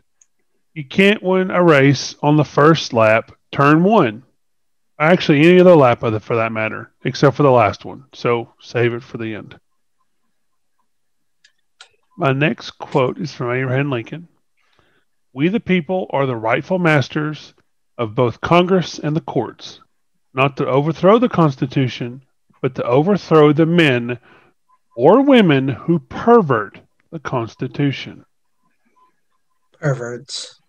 And the last one I have is a good opening to it, actually. Men, the provider is dead. What else do you have to bring to the table besides the ability to provide for your family? If it's just providing, you are losing at the sexual and dating game. What else do you have to provide besides money? I'm not a shower. I'm a grower, so you won't get unsolicited dick pics. Because honestly, there is more women graduating from college and more successful in today's world than men. So if you don't have more to show for than just providing, you are already losing. So the provider is dead. Repeat it with me. The provider is dead. What else do you have to offer? With that said, I want to thank you for joining us here at the Poddamn Idiotz Podcast. Please like and follow our Facebook page at the Poddamn Idiotz Podcast. You can reach us on Twitter or actually the tweeter, as some people say, at Poddamn Rick Spade, Poddamn Texas. That's me. Or at Poddamn Idiotz P1. I'm not going to give you my personal Twitter because Democrats will blow it up. Or you can email us at poddamnidiotspodcast@outlook.com. Or if you're watching on YouTube, please comment, subscribe, and give us a 5-star review, people, because we like to hang out and have a little fun, and we want to hear back from you guys. If we don't hear back from you guys, then that makes the show like it is now because we end up drinking. So with that said, please subscribe to us on any of your favorite listening apps. Podbeam, Stitcher, Spotify, Apple, Google. I don't care how you listen to us in your Chevy Colorado, in your Ford Prius. I know I made up a new car. Go with it. Ford Prius? Ford Prius. Listen to us there. I've had a few drinks tonight. DTF to go buy one. There you go. Exactly. Or if you actually find us on a Pornhub or a porn site, listen to us, because guess what? It's a lot of fun. Oh, God. Please tell your creepy neighbor, such as Socialist Steve, that you would like for him to listen, even though he might get his feelings hurt, because we don't care about snowflakes here. We melt them. Tell your friends, family, your loved ones, depending on how they're open their mind is. Definitely don't tell your pastor, because you'll be exiled from the church. Definitely don't tell his wife either. You definitely will be exiled from the church.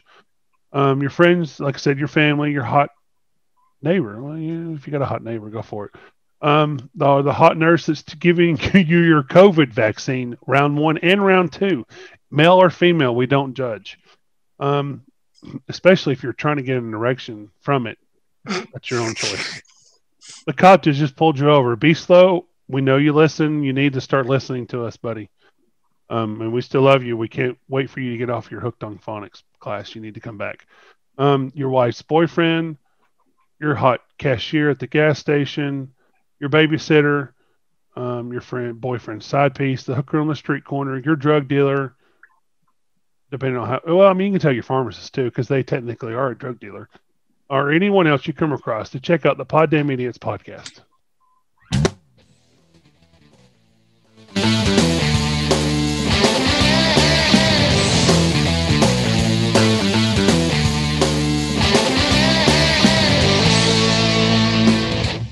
I'm Jay Hizzle from the Poddamn Idiotz Podcast. And I'm Rick Spade.